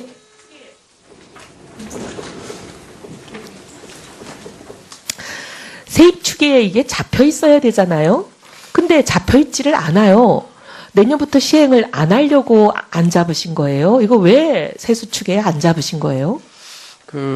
아주 실무적인 건 제가 좀 한번 짚어보겠습니다. 제가 지금 생각하기로는 내년도 이제 우선 종교인 과세는 내년에 지금 하도록 돼 있는 유예가 이제 걷어지면서 하는 것 같아요. 준비는 저희가 다 하고 있습니다. 그런데 이제 국회에서 여러 가지 법안이 나와 있기 때문에 추이를 보고 있고요. 하는 방침이 정해서 하도록 하는 모든 행정 절차는 저희가 잘하도록 하기 위해서 이제 종교인들과 쭉 말씀도 나누고 있고요. 두 번째로 종교인들 과세는 지금 금액이 아주 미미합니다. 금액이 미미합니다. 제가 이제 이 통계도 지금 제가 왜 이제 세수 추계를 중요하다고 보냐면 금액 자체가 미미하고 크고보다는 왜냐하면 그걸 추계를 해야 대상자가 몇 명인지도 파악을 하시고 누가 해당이 되나 이걸 파악을 하실 텐데 그 파악이 안 되고 있어서 실제로 종교인 과세의 대상 파악이 굉장히 어렵습니다. 이분이 종교인인지 아니면 거기에 일하는 사무 직원인지부터 해가지고 다만 어떤 기준으로 해서 잡더라도 그 금액이 저희 세수 초계에 일정한 단위 이상을 바꿀 정도의 변동을 주질 못합니다. 예, 그렇기 때문에 네네 그렇습니다.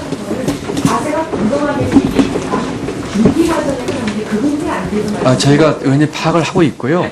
예.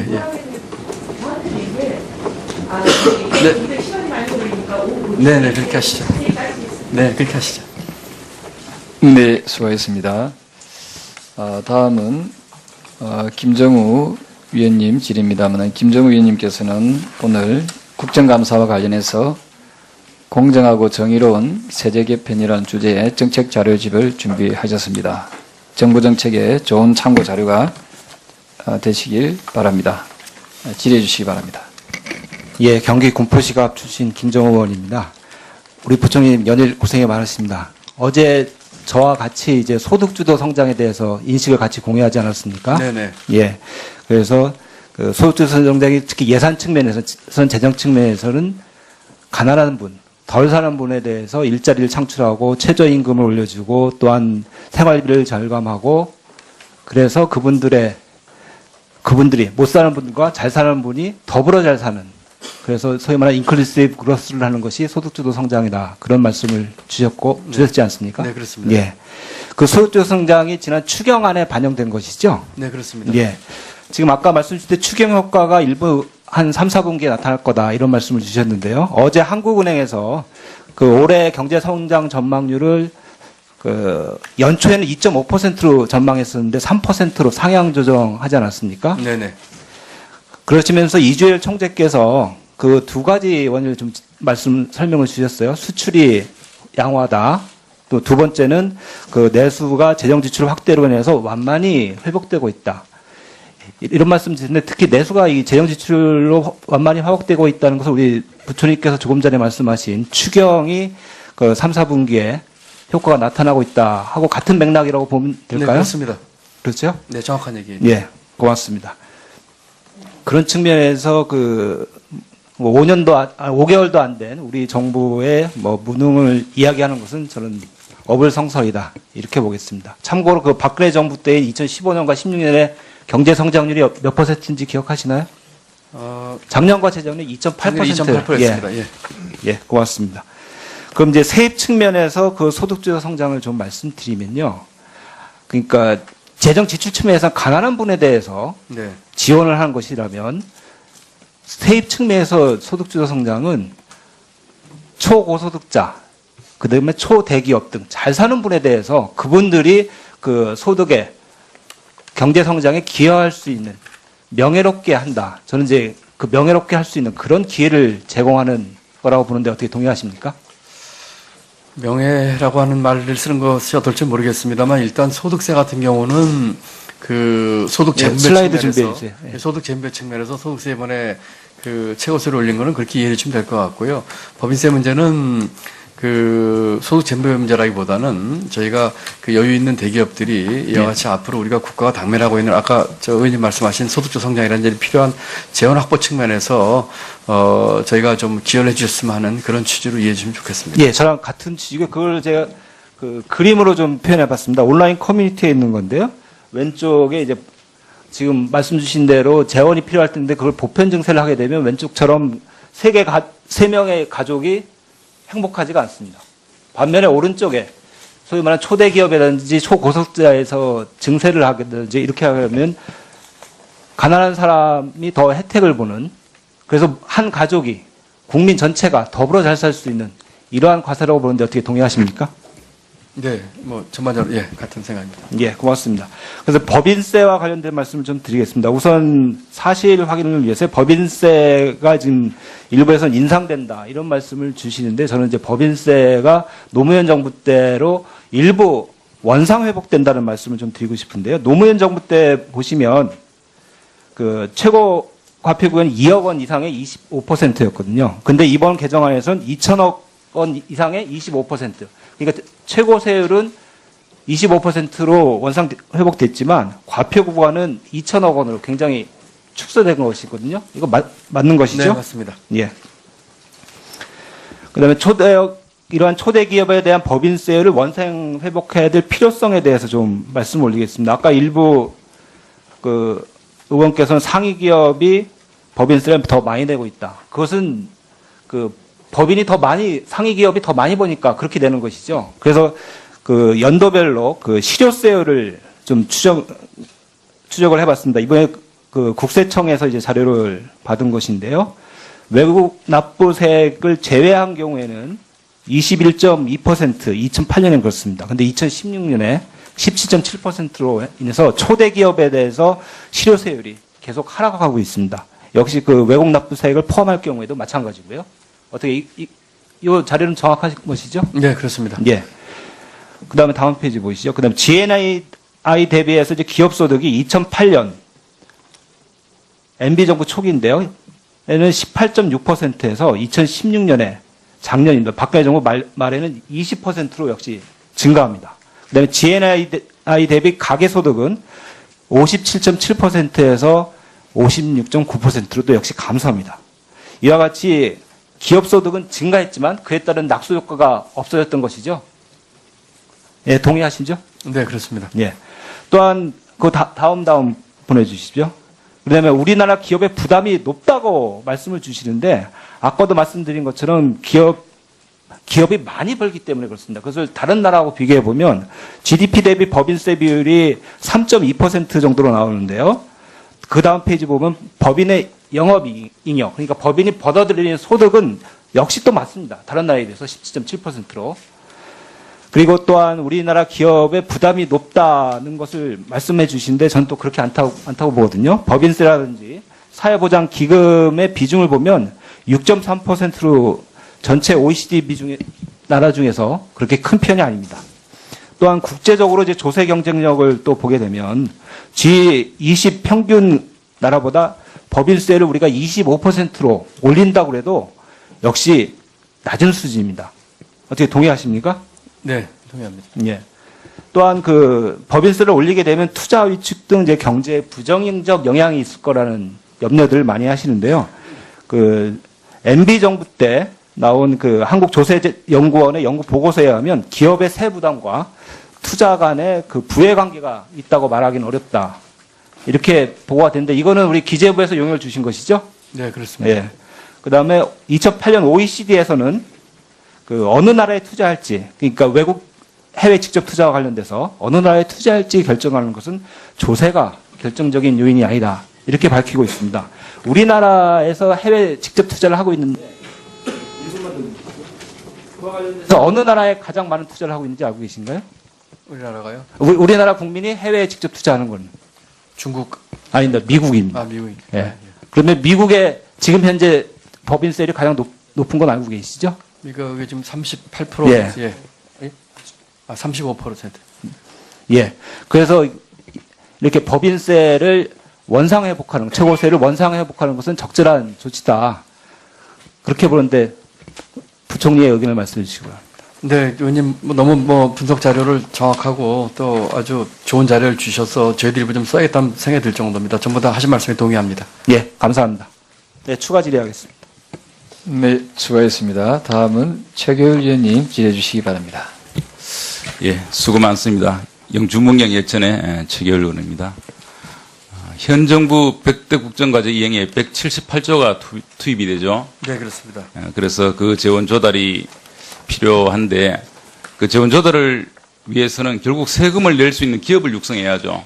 네. 이에 따라서 일자리를 늘리고 소득을 늘려야 되는데 우리 기재부 업무 보고를 보면 1번에 일자리 중심 경제, 혁신 성장 이렇게 되어 있습니다. 그래서 제가 오늘 우리나라가 미래로 나갈 수 있는 미래 먹거리, 황금어장인 항공산업 육성에 대해서 제가 좀 말씀을 드리겠습니다. 표 보여주십시오. 작년에 우리나라 항공여행 여객이 1억 명을 돌파했다고 크게 화제가 됐습니다. 다음 표 보여주십시오. 세계 항공 여객 수도 급속히 증가하고 있습니다.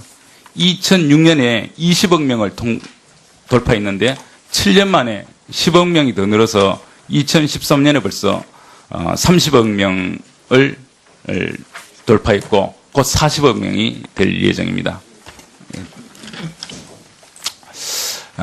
세계적인 항공사 에어버스 발표 자료에 따르면 전 세계 항공 여객 수가 15년마다 2배씩 오른다. 계속 그런 추세로 간다고 그렇게 발표를 하고 있습니다. 그리고 다음 화면.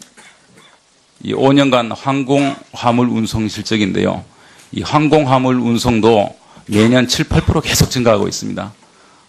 고급 와인이라든지 또 고급 육류라든지 전자제품, 고가 장비들은 요즘 항공기로 운송하는 추세가 점점 늘고 있습니다. 다음 항공정비산업입니다. 항공정비산업은 2013년에 65조 있는 것이 2022년에는 93조로 이것도 대폭 늘어날 전망입니다. 그런데 지금 우리나라 이제 현실이 어떤가 보면요. 얼마 전에 그 항공대학의 교수님들이 저를 찾아왔어요. 중국에서 우리나라 항공사, 조종사들을 이렇게 빼가고 있다는 겁니다. 다음 화면 보여주세요.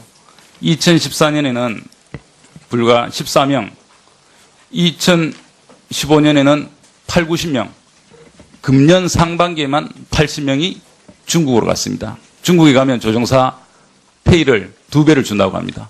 그래서 우리나라에서 조종사를 양성해야 되는데 항공학교는 있는데 조종사를 양성할 수가 없습니다. 왜냐? 비행기를 훈련할 수 있는 활주로가 없다는 겁니다. 김포공항에서 하다가 쫓겨나서 사천으로 가다가 사천에서 지금 하루 종일 기다려서 한번 훈련해야 되니 그래서 외국에 가서 조종사 면허증을 따는데 한 2억 정도 든답니다. 그러니까 말하자면 우리 서울에 운전학원 있으면 여기서 운전학원 면허 따면 되는데 그냥 운전면허 따는 거니까 이게 없으니까 제주도 가서 따는 겁니다. 운전면허 따기 위해서 이제 이런 현실이다.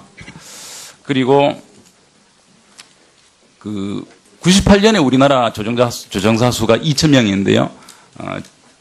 작년에 5,560명으로 270%를 증가했습니다. 전 세계 항공 여객 수요, 항공 운송 수요, 그리고 이에 따라서 MRO 수요가 엄청나게 늘어나고 있는데, MRO 항공 정비죠. 우리나라 항공 정비 지금 현황은 어떠냐? 저가 항공사 5개가 다 외국에서 항공 정비를 받고 있습니다. 우리나라 대형 항공사들도 상당 부분을 외국에서 정비를 받고 있습니다. 그래서 지금 우리가 미래 결국 먹거리, 결국 그 미래 산업을 가려면 이게 항공산업으로 진출해야 되거든요. 결국 우리가 항공기 제조업에서 이 경쟁력을 가져야 됩니다. 우리가 T-50기 지금 뭐 이게 좀 카이 수사 때문에 좀 영향을 받고 있다고는 하지만 그래도 대통령께서도 이 중요성을 역설했지 않습니까? 그래서 결국 우리가 나아갈 게 항공산업인데, 이 항공산업에 대해서 우리가 문제는 조종사를 훈련시킬 수 있는 연습비행장이 없다. 또 MRO도 거기서 일어나야 되는데 MRO를 할 수 있는 그런 장소가 없다. 이것이 가장 큰 문제점입니다. 그래서 지금 이 부분에 대해서 우리 그 기재부에서 좀 각별한 관심을 가져야 있다, 그렇게 생각되고요. 제가 나흘 전 그 16일자 뉴스를 보면 투자의 귀재라는 워런 버핏이 아메리카 에어라인, 유나이티드 컨티넨탈, 델타 등 미국 3대 항공사에 투자를 했다. 그리고 저가 항공사인 사우스웨스트 지분을 사들여서 워런 버핏의 포트폴리오에 지각 변동이 일어났다. 이렇게 그 기사가 난 거 있습니다. 이처럼 이 항공산업이 세계적으로 촉망받는 산업이고 우리나라의 미래 먹거리 산업이다. 제가 다시 한번 그 이 태양광 참 항공산업 투자 효과를 말씀드리면요. 이 항공 분야는 이 드론 또 태양광 비행기까지 나오고 있습니다. 경비행기, 그리고 이 경제가 성장하면 성장할수록 경비행기 산업이 발전하고 있거든요. 그리고 확실한 일자리를 늘리는 산업입니다. 지금 항공 이 조종사 분야, MRO 분야인데 우리가 항공 조종사 배출 기능을 확실히 갖고 있으면 외국에서 우리나라로 조종사 면허 따라옵니다. 지금 우리나라는 뉴질랜드까지 가고 있어요. 그리고 그 우리나라 손재주 좋지 않습니까? 머리도 좋지 않습니까? IT 발전되어 있지 않습니까? 이제 우리가 전자 분야, 반도체를 세계를 석권했지 않습니까? 앞으로 이제는 MRO, 항공 정비 그러면 한국이다. 조종사 양성도 한국이다. 이것이 저희들이 나가야 할 길이다, 그렇게 생각되고요. 그리고 이 MRO는 비행기 제조 기술과 직결됩니다. 우리나라 자동차 어떻게 만듭니까? 지금 제가 물어보니까요. 우리나라 자동차 회사 외국에서 최신 자동차 나오면 다 10대씩 사들여서 분해한답니다. 분해해서 어떤 기술을 적용했나 이제 본다고 하는데, 이 항공 부품 분해해서 수리하고 조립하면 항공기 부품 제조 기술, 항공기 조립 기술 늘어나는 겁니다. 우리가 미래로 나아갈 수 있다. 그리고 지금 수요가 무궁무진하지 않습니까? 우리가 어떤 사업이 지금 들어가면 이게 성공할 건지 실패할 건지 우리가 걱정이 많이 되잖아요. 근데 이거는 그냥 무조건 성공하는 사업이다. 우리나라 지금 7,500억 해외로 지금 수립이 그리고 2억씩 주면서 1인당 2억씩 주면서 외국에 가서 조종 면허사 따오는데 이거 수요가 확실하다. 그리고 지금 이 장소가 있습니다. 우리나라에서 이 연습 비행장을 만들 수 있는 장소가 몇 개 있습니다. 놀고 있는 비상활주로도 있습니다. 군에서 1년에 2, 3일 쓰고 1년 내내 노는 그런 활주로가 있습니다. 그 활주로 활용하면 2, 3일 군사 지금처럼 하고 나머지는 민간용으로 얼마든지 쓸 수가 있는 그런 게 있는데요. 지금 뭐 이 장관님께서 경제부총리지 않습니까? 우리나라 경제를 책임지는 자리에 있는 겁니다. 그래서 국토부라든지 국방부라든지 협의해서 이 분야에 대해서 좀 신속하게 진출할 수 있도록 노력을 부탁드리겠습니다. 여기에 대해서 한 말씀 부탁드립니다. 네, 제가 그 대학 총장으로 있을 적에 바로 지금 의원님 말씀하신 이 분야에 우리 학생들을 좀 진출시키기 위한 방안을 미국 측하고 얘기를 한 적이 똑같은 얘기를 하더라고요. 항공사, 조종사 또 MRO 이 훈련하는 게 국내에 마땅치가 않아서 이런 게 그래서 미국 쪽 한번 얘기를 한 적이 있어서 제가 좀 다소 익숙한 주제이기도 해서 반가운 마음이고요. 의원님 말씀에 동일하고요. 지난 15년 1월 달에 국토부에서 항공정비산업 육성방안을 낸 것을 정부가 쭉 추진하고 있는데 이번에 저희가 여러 가지 혁신 성장하면서 사실 업종별, 제조업, 서비스업 쪽으로 쭉 부문별 어프로치를 하고 있거든요. 그 속에서 한번 같이 잘 보면서 관계부처와 협의하도록 하겠습니다. 네, 수고하셨습니다. 다음은 송영일 위원님 질의해 주시기 바랍니다.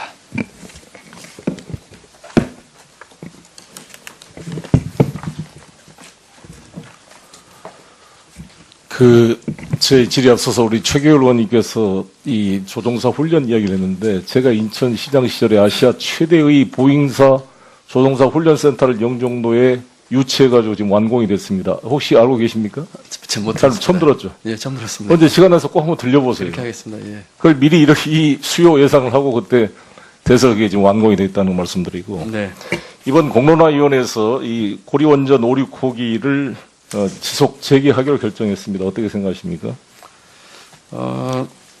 그 잘 결과에 됐다고 생각하시죠? 예, 결과에 대해서 제가 뭐 얘기할 입장은 아니지만 그 공론화 과정 자체는 참 의미 있었던 시도라고 생각합니다. 예. 네, 저도 이 청와대에서 수용 결과를 바로 즉시 발표를 했습니다. 저는 새로운 실험이고 나는 아주 중요한 또 하나의 선례를 남겼다고 생각합니다. 만약에 4대강 사업이나 박근혜 정부의 국정교과서 작업 같은 경우는 너무나 첨예하게 갈등을 했거든요.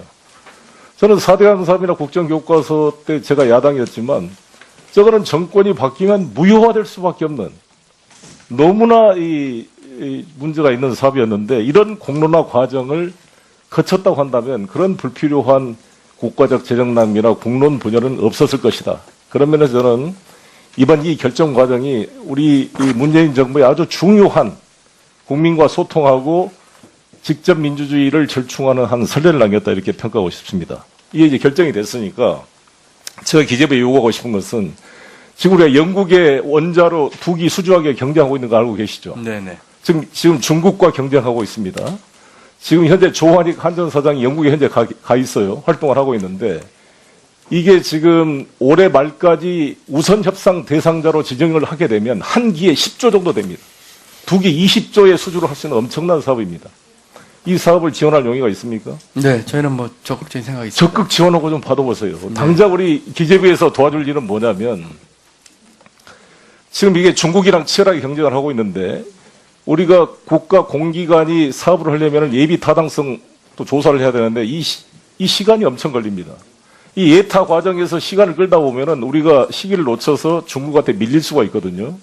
그런 면에서 저는 예비 타당성 조사를 간략하게 하든지 또 면제할 수 있으면 좋겠지만 정확하게 좀 판단해서 시기를 빨리 좀 해줬으면 좋겠는데 어떻게 생각하십니까? 제가 그 구체적인 프로젝트 내용을 자세히 알지 못하고 대충 알고 있는데요. 그렇죠. 지금 말씀하신 그런 취지라면 저희가 적극 검토를 해보도록 하겠습니다. 적극 도와줘야 됩니다. 저는 이게 영국도 지금 우리한테 우호적이거든요. 네. 그래서 이번에 이 한국형 원자료가 영국의 2기가 한 개 10조씩 20조면 정말 엄청난 거 아닙니까? 이게 되고 나면 체코슬로바키아를 비롯한 다른 데로 또 뻗어나갈 수가 있습니다. 우리 한국형 원전의 경쟁력을 입증할 수 있는 것이기 때문에 네, 알겠습니다. 적극 뒷받침을 바라겠다는 말씀을 드리겠습니다. 그리고 또 하나는 이번에 부총리께서 가셔가지고 이 한중 간의 통화 수합한 거 정말 잘했습니다. 그와 덧붙여서 저는 한중 관계를 풀기 위해서 상징적으로 상해 LPG 세월호 그 추가 비용 329억은 지급을 해줘야 돼요. 그렇지 않습니까? 이것은 상해 LPG 책임이 아니라 우리가 안전하게 선체를 분해하지 않고 들어오기 위해서 불가피하게 발생한 추가 공사 비용인데, 이거는 우리 문재인 대통령께서 시진핑 주석과 만날 때도 언급했던 사안인데 이거를 뒷받침 안 해주면 되겠습니까? 어떻습니까? 지금 이 문제는 여러 가지 이제 뭐 절차나 좀 점검할 게 있긴 합니다만, 네. 바로 그 의원님 말씀하신 것처럼 대통령과 시진핑 면담할 때 제가 배석을 했었습니다. 예. 첫 화두를 대통령께서 이일 꺼내시더라고요. 그렇습니다. 그런데 저희가 이 선체 인양 뭐 지연의 여러 가지 고의성 여부 등등 이런 걸 조사할 게 몇 개 있다고 하는데, 하여튼 빨리 좀 마치고 저희가 예. 판단해 보도록 하겠습니다. 빨리 좀 어쨌든 해주세요. 양국 정상 간에 얘기가 있었던 거기 때문에 그렇습니다. 저희가 하여튼 감안해서 좀 보도록 하겠습니다. 저도 조사위원 현장에 가봤는데 혹자 우리 네티즌들은 뭐 저 유럽 쪽에서 했으면 어쩌냐 이런 얘기합니다만, 그 추운 겨울 바다에 그 잠수복 사이로 이 온수를 집어넣어가지고 들어가는데 20대 이런 거에 따라 가지고 세수 전망할 적에 내재적인 변수로서 그것은 우리가 보는 거고, 실질적으로 세수는 그러함에도 불구하고 금년에도 8월까지 7조 이상이 지금 실적이 예상보다 웃돌고 있단 말이에요.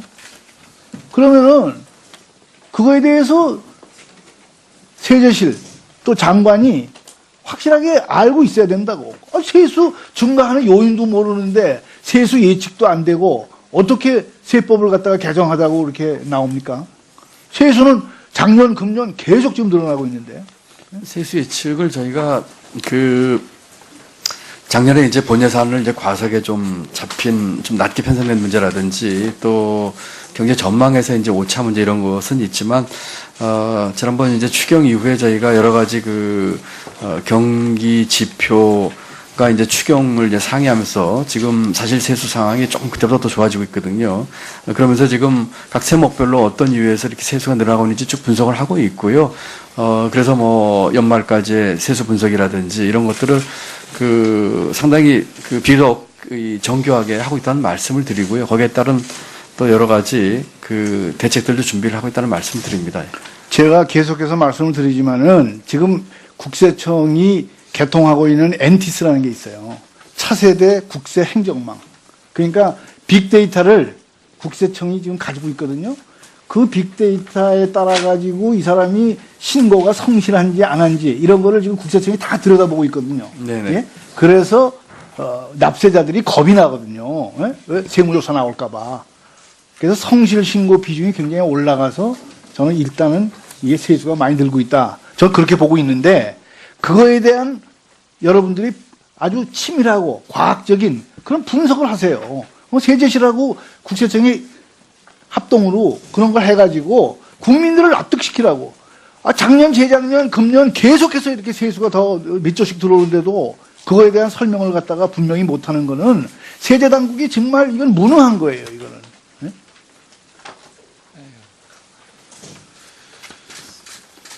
마지막으로 제가 이제 장관께서 이제는 더불어민주당하고 당정협의 하시죠? 네, 하고 있습니다. 그래서 제가 한 가지만 조언을 드릴게요. 네. 제가 늘 얘기하지만은 65세 이상 지하철 무임승차 하는 거 이거 포퓰리즘입니다. 네, 이건 고쳐야 돼요. 그래서 외국의 예는 적어도 러시아어 때 잠깐만요. 러시아어 때는 이거는 요금을 좀 받아야 된다. 반값이라도 받아야 된다 하는 게 제 생각이에요. 작년에 서울시 지하철이 2,800억이 이 부분 때문에 적자가 났어요. 적자 규모의 거의 80%가 65세 이상 분들한테 이렇게 예우를 해주면서 적자가 나오고 있다. 그러니까 이거는 뭐 70세로 이걸 올리는 방법도 있고 그렇지 않으면은 러시아어 때는 이거를 일부라도 징수하는 방법이 있고 여러 가지 방법을 좀 생각을 해보세요. 지금 65세면은 많은 부분들이 건강하시고 그렇지 않습니까? 네. 그걸 갖다가 서울시장하고 당정협의를 해서 이거는 좀 곤란하다. 이렇게 예우하는 거는 외국에도 이렇게는 안 해요. 아주 저소득층인 경우가 확인된 사람들, 이런 사람들은 그 문제는 서울지하철뿐만 아니라 이제 저희 철도공사 이제 철도도 같은 문제를 안고 있고요. 뭐 여러 가지 돼 있는데 하여튼 좀 검토를 하고 있는 사항들이 있습니다. 지금 주신 것처럼 노인 연령 인상 문제라든지 또 러시아어 문제라든지 하는데 여러 가지 이제 재정의 압박 요인도 되고 있고요. 하여튼 같이 주신 말씀 합쳐서 같이 좀 협의해 보도록 하겠습니다. 네, 수고하셨습니다. 다음은 박강원 의원님 질의해 주시기 바랍니다. 네네. 김동연 부총리님 그리고 공직자 여러분 연희팀 수고 많으십니다. 자, 화면을 좀 보여주실까요? 저는 부동산 임대소득에 대한 과세를 좀 더 철저히 할 필요가 있겠다 하는 취지에서 좀 인식을 공유하고 몇 가지 질문을 드리겠습니다.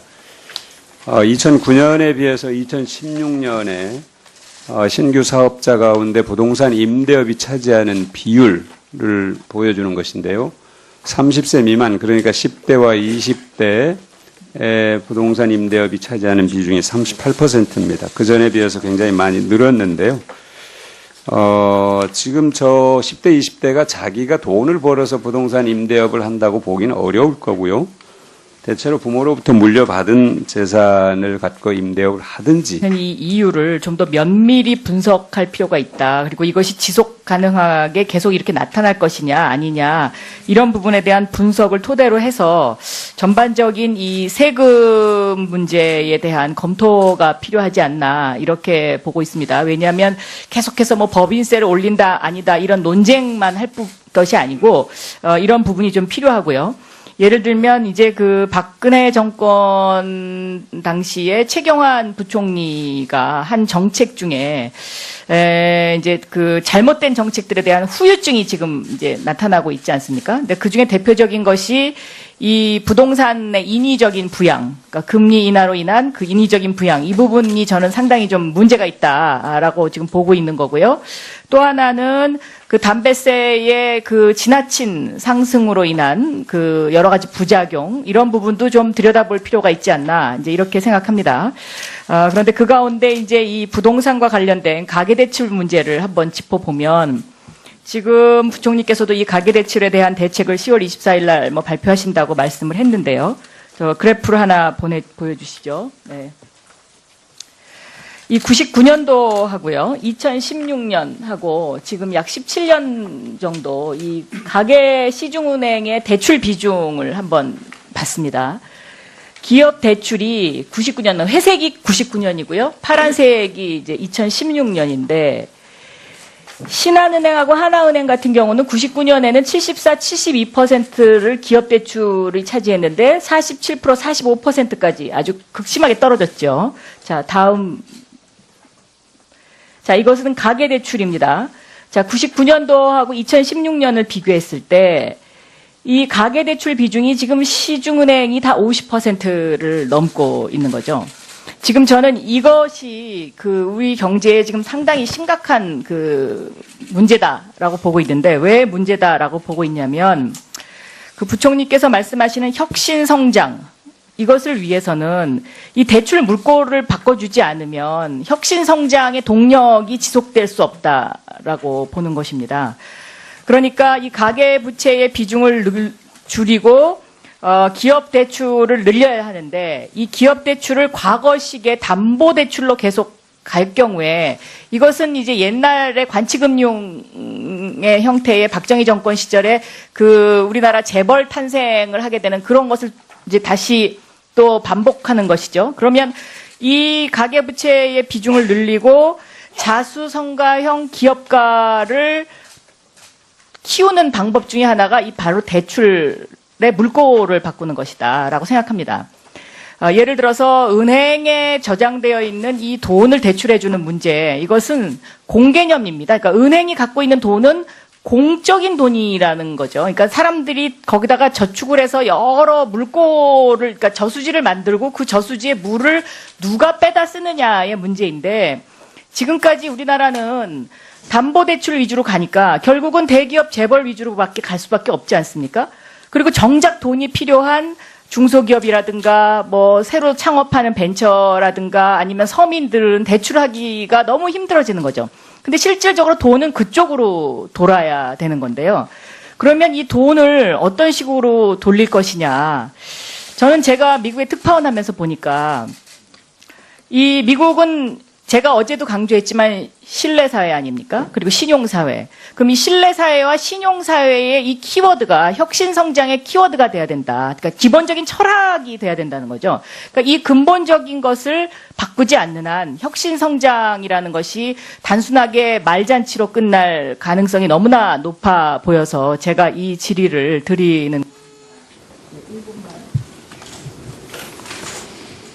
그래서 제가 어제도 이제 끝 무렵에 말씀을 드렸는데, 이 가계 부채를 줄이고 기업 쪽으로 대출을 돌리는 그 과정에 있어서 저는 공정과 정의의 이 기준을 적용해야 된다고 봅니다. 그러니까 예를 들면 지배구조가 과연 공정하냐의 문제라든지, 그 다음에 이 어떤 그 새로운 창업자가 갖고 있는 아이디어를 우리가 공정하게 심사할 수 있는 사회적 기준이 마련됐느냐.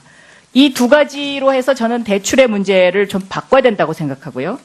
그리고 은행의 그 어떤 일반 시중은행의 기능도 기술 펀드 쪽에 비중을 확충을 해야지 지금처럼 부동산 장사를 하는 시중은행의 어떤 이런 행태를 그냥 남겨놓으면 혁신 성장을 할 수 없다. 그리고 주식 거래처럼 기술 거래 시장을 만들어야 된다. 그래서 이 금융 쪽의 대출 혁신을 가져오지 않고는 혁신 성장을 할 수 없다라고 저는 보고 있습니다. 그래서 여기에 대한 아니면 부모가 자식의 이름을 빌려서 임대업을 하든지 둘 중에 하나일 겁니다. 이 가운데 사실은 지난번에 미성년자 그 사업자 대표가 236명이라는 이제 자료를 제가 공개를 했습니다만 그 가운데 217명이 부동산 임대업의 대표입니다. 만 5살짜리가 월 3천만 원을 임대료로 받아가는 그런 경우도 있습니다. 자료 다음 페이지 보여주실까요? 부동산 임대업뿐만이 아니고 생계업 사업으로 이제 분류하는 소매업에서도 30살 미만의 창업이 증가하고 있습니다. 최근 3년 만에 19.8%, 20%가량 증가를 했습니다. 다음 화면 보여주시죠. 그런데 폐업하는 율을 보면은 소매업은 30세 미만 창업자 가운데 전체 업종의 비율보다 훨씬 많이 폐업을 하게 돼요. 성공을 못하는 거죠. 4사람 중에 한 명이 바로 얼마 되지 않아서 폐업을 하게 되는데 부동산 임대업의 폐업률은 매우 낮습니다. 상대적으로 안정적이라는 얘기겠죠. 자, 다음 화면을 보여주실까요? 2009년에서 2016년 사이의 폐업률 비교인데요. 이것도 마찬가지 30세 전체 업종으로 이제 볼 때 이 30세 미만에서 전체 업종 폐업률에 비해 부동산 임대업 폐업률은 훨씬 낮습니다.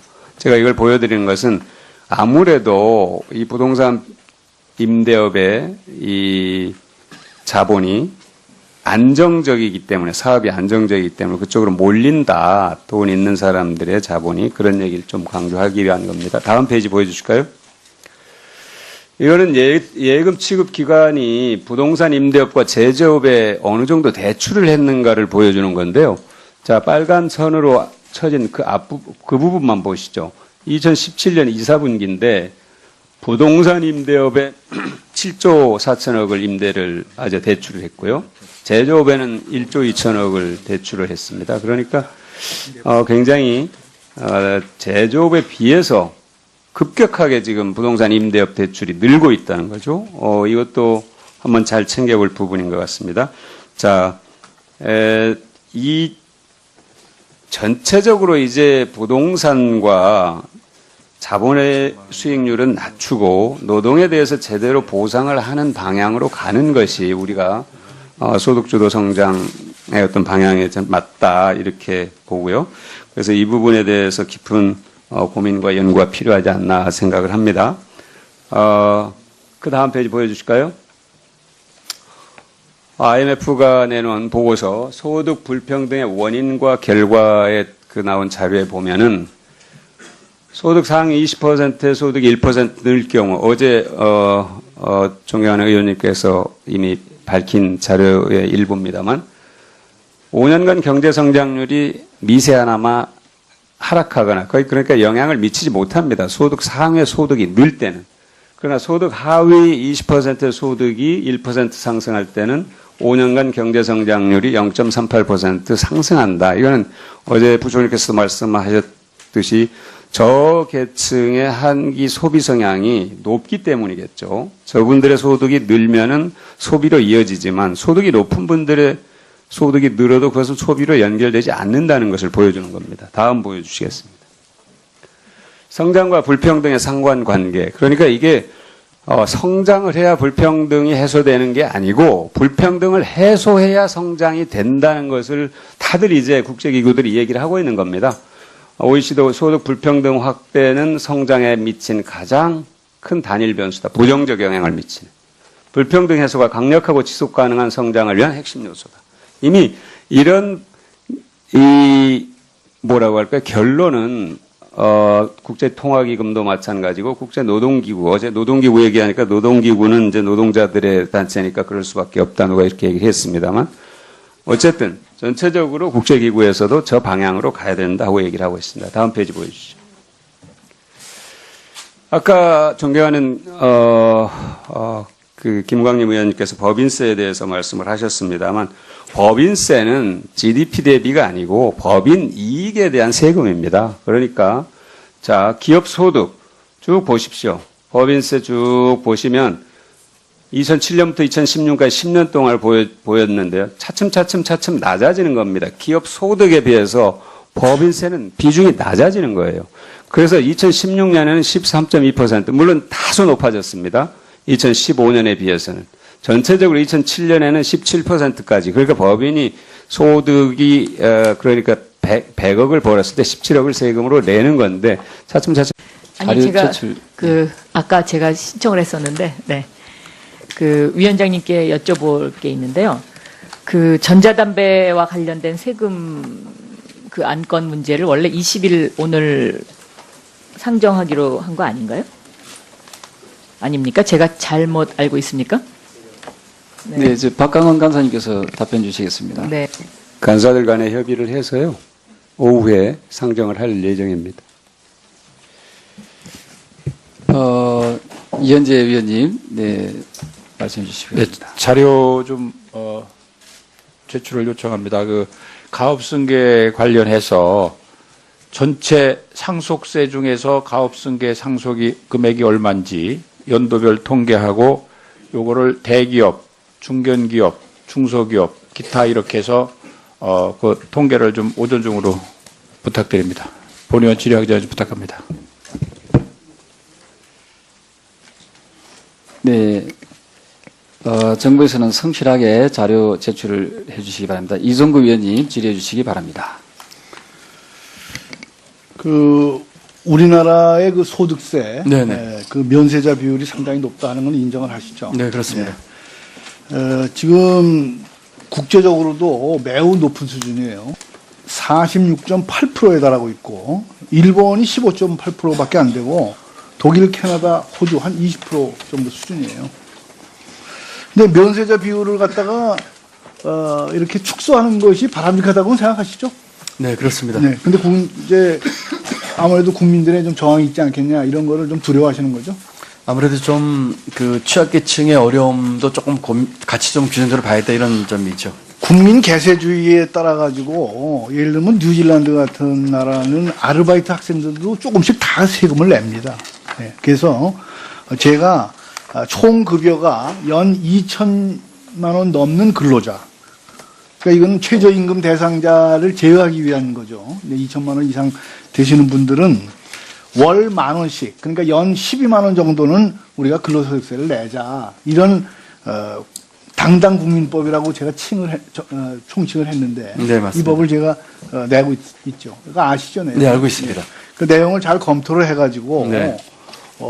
우리가 조금이라도 십시일반해서 어려운 재정을 돕는 차원에서도 그렇고 또 국민들이 그러한 과정을 통해서 사실 세법이나 정부의 역할 이런 거에 대해서 공부도 되는 거예요. 네네. 그러니까 더군다나 이제 그 중부담 중복지 이렇게 나가기 위해서는 좀 세원을 넓혀야 되지 않겠어요? 네. 그걸 좀 검토를 좀 잘 좀 해주시고요. 네, 적극 국회 논의 과정에 참여하도록 하겠습니다. 예. 네. 그리고 지금 우리나라는 법인세도 이렇게 면세 기업이 많아요. 지난번에 우리 존경하는 심재철 의원께서도 막 얘기를 했습니다만은 지금 전체 법인의 이것도 한 47% 정도 법인세를 안 내고 있어요. 한 반 정도는 안 내는 거예요. 반 정도는 국민들이 소득세도 안 내고 법인세도 안 내고 있어요. 그래서 이거를 어떻게 할 것이냐.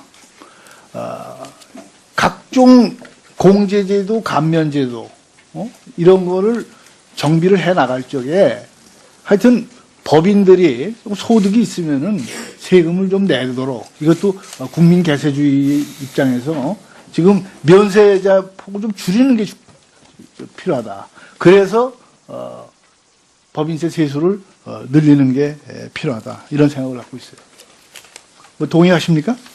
예, 지금 그 의원님께서 아주 좋은 또 정확한 지적을 해주셨고요. 지금 소득세뿐만 아니라 법인세도 지금 부담세액이 0원인 기업들이 많이 있습니다. 말씀하신 것처럼 한 47% 정도 있는데 대부분이 이제 기업 그 영업 실적 악화로 결손이 발생한 기업들입니다. 그러니까 손실 나고 있다는 뜻이죠. 그래서 이제 그런 기업들이 대부분이고 또 의원님께서 지적하신 것처럼 또 일부 기업들은 과세 편이 있지만은 이 공제나 이 감면세액 같이 좀 볼 수 있도록 하겠고요. 다만 이제 대부분이 이제 결손 기업들이기 때문에 이런 기업들에 대한 문제가 있다는 점을 이해해 주시기 바라고요. 다만 그 아까 소득세와 마찬가지로 이 공제, 감면세액 이런 부담들에 대해서 저희가 최저한세 적용 필요성들에 대해서 좀 검토하면서 주신 말씀대로 같이 한번 좀 보도록 그렇게 하겠습니다. 지난번에도 제가 물었습니다마는 국세청도 그렇고 세제실도 그렇고 저 세수 증가 원인에 대해서 확실하게 답변을 못 하고 있어요. 지난번에 김광림 의원께서 구체적으로 이렇게 지적을 하셨지 않습니까? 그 지적이 다 맞는데 그거는 예측할 수 있는 거란 말이에요. 감면제도 이런 것이 어떻게 바뀔 것이다. 또 세율은 어떻게 바뀔 것이다. 낮아져서 그것이 기업 소득에서 차지하는 법인세 비중이 낮아지고 있는 추세다 하는 걸 보여주는 겁니다. 다음 페이지 보여주시죠. 그리고 OECD에 비해서도 우리가 법인세 비중이 높다 이렇게 얘기를 하는데 그거는 그 뒤 이면을 말씀하시지 않은 겁니다. 자, 한국은 맨 아랫단에 있습니다. 기업소득 비중 평균, 기업소득의 25%입니다. OECD 평균은 18%고요. 기업소득에 비해서 법인세 비중을 보면은 OECD는 16%입니다. 2014년으로 볼 때. 우리는 13%입니다. 그러니까 우리가 OECD보다 법인세를 더 많이 낸다는 얘기는 법인세 비중이 높다는 얘기는 허구입니다.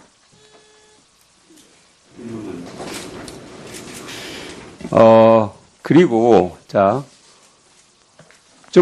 이제 기업 소득 비중 이제 평균 오른쪽 이제 지표를 보시면 정확하게 또 뚜렷하게 알 수 있습니다. 그러니까 기업 소득 비중 평균이 한국은 25%고 OECD는 18%, 한국이 무려 7%포인트 높은 거예요. 그러니까 법인이 아닌 법인들이 예를 들면은 위장법인이 있을 수가 있죠. 개인소득세로 내면 세금을 많이 내니까 법인을 만들어 세금을 적게 내는 방식으로 전부 법인으로 몰리는 것 제도의 허점이 있을 수도 있고 또는 한국의 법인들이 가계보다 훨씬 더 소득이 어제 제가 제시한 자료에서도 보였지만 경제 성장의 과실이 제대로 중소기업과 가계로 흘러가지 않고 대기업에 쌓였다 하는 것을 보여주는 것입니다.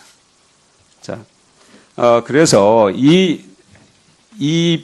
아까 중복지를 말씀하셨는데 중부담 중복지로 가기 위한 전제는 공평과세, 조세 정의 이것에 대한 국민들의 믿음이 전제돼야 되는 겁니다. 그것이 실현되고 있다 하는 국민들의 믿음이 있을 때 저는 전체적으로 조세 부담률이 높아지는 것에 대한 국민들의 거부감은 훨씬 낮아질 것이다. 이렇게 봅니다. 제가 질의를 못했는데 질의는 있다. 보충 질의 하도록 하겠습니다. 네, 좋은 의견 감사드립니다. 다음은 박영선 의원님 질의해 주시기 바랍니다. 예, 어젯밤에 늦게까지 국감하시고 오늘 아침에 올라오셔서 그런지 오늘 조금 기재부 그 공무원들 얼굴 표정이 좀 피곤해 보이시네요. 지금 세수가 예상보다 좀 잘 거치고 있죠? 어느 정도나 더 거쳤습니까? 지금 8월까지 저희가 그 통계가 나와 있는데요. 8월까지 당초 예산보다 17조 정도 더 거쳤고요. 네. 그 중에서 제가 EITC 17조 정도 더 거쳤습니다. 예. 네.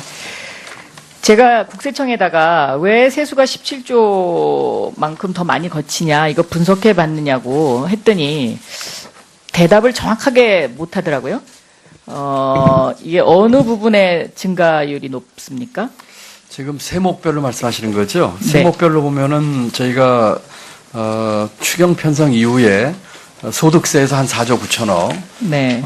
법인세에서 한 2조, 또 부가가치에서 한 2조 8천억 정도, 그 정도 지금 더 거치지 않을까 이렇게 생각하고 있습니다. 예. 그러면 이 소득세와 법인세가 더 많이 거치는 이유를 아직은 분석을 안 하셨겠죠? 저희가 그 분석을 그 아주 상세하지는 않지만 그 해본 것에 의하면 소득세의 경우는 지금 원래 당초 추경 편성할 적에 부동산 시장이 좀 둔화되지 않을까 하는 것을 전제로 했는데 그 이후에 부동산 호조세가 좀 지속이 됐고요. 또 상용 근로자의 그 수와 명목임금이 좀 증가를 했습니다. 이와 같은 것들, 또 개인 사업자 실적이 당초보다 좀 크게 초과하는 이것이 이제 소득세를 이제 끌어올린, 거의 5조가 끌어올린 원인이 됐고요. 법인세 경우는 그 추경 이후에 저희가 그 상반기 쭉 따져보니까 그 연결법인 세수 실적 증가, 또 상반기 법인 실적 호조 이런 것들이 주 원인이고요. 부가세는 그 수입액이 많이 늘어났습니다. 이 세 가지, 이것이 이제 주요 세 개 세목에 크게 늘어난 이유라고 볼 수가 있겠습니다. 그럼 추경 효과가 이 세수에도 지금 3분기부터 나타난다 이런 말씀이신가요? 추경 효과가 그 이제 제가 말씀드린 추경은 이제 지난번 추경 때 저희가 8조 8천억 정도가 이제 세수가 늘어날 것이라는 걸 기초로 해서 이제 짰는데 그 이후에 이런 요인으로 더 늘어났다 이런 말씀이고요. 추경 효과 말씀드린 건 어저께 말씀드린 것처럼 그 추경 효과가 3, 4분기, 4, 4분기에 그 추경 효과가 일부 나타날 것이다 우리 경제에. 그렇지만 조금 더 근본적인 그 영향은 내년 상반기 또는 성장 잠재력을 올리는 것은 조금 더 장기적으로 나타날 것이다 이렇게 말씀드렸습니다. 네. 저는 이 세수가 예상보다 많이 거친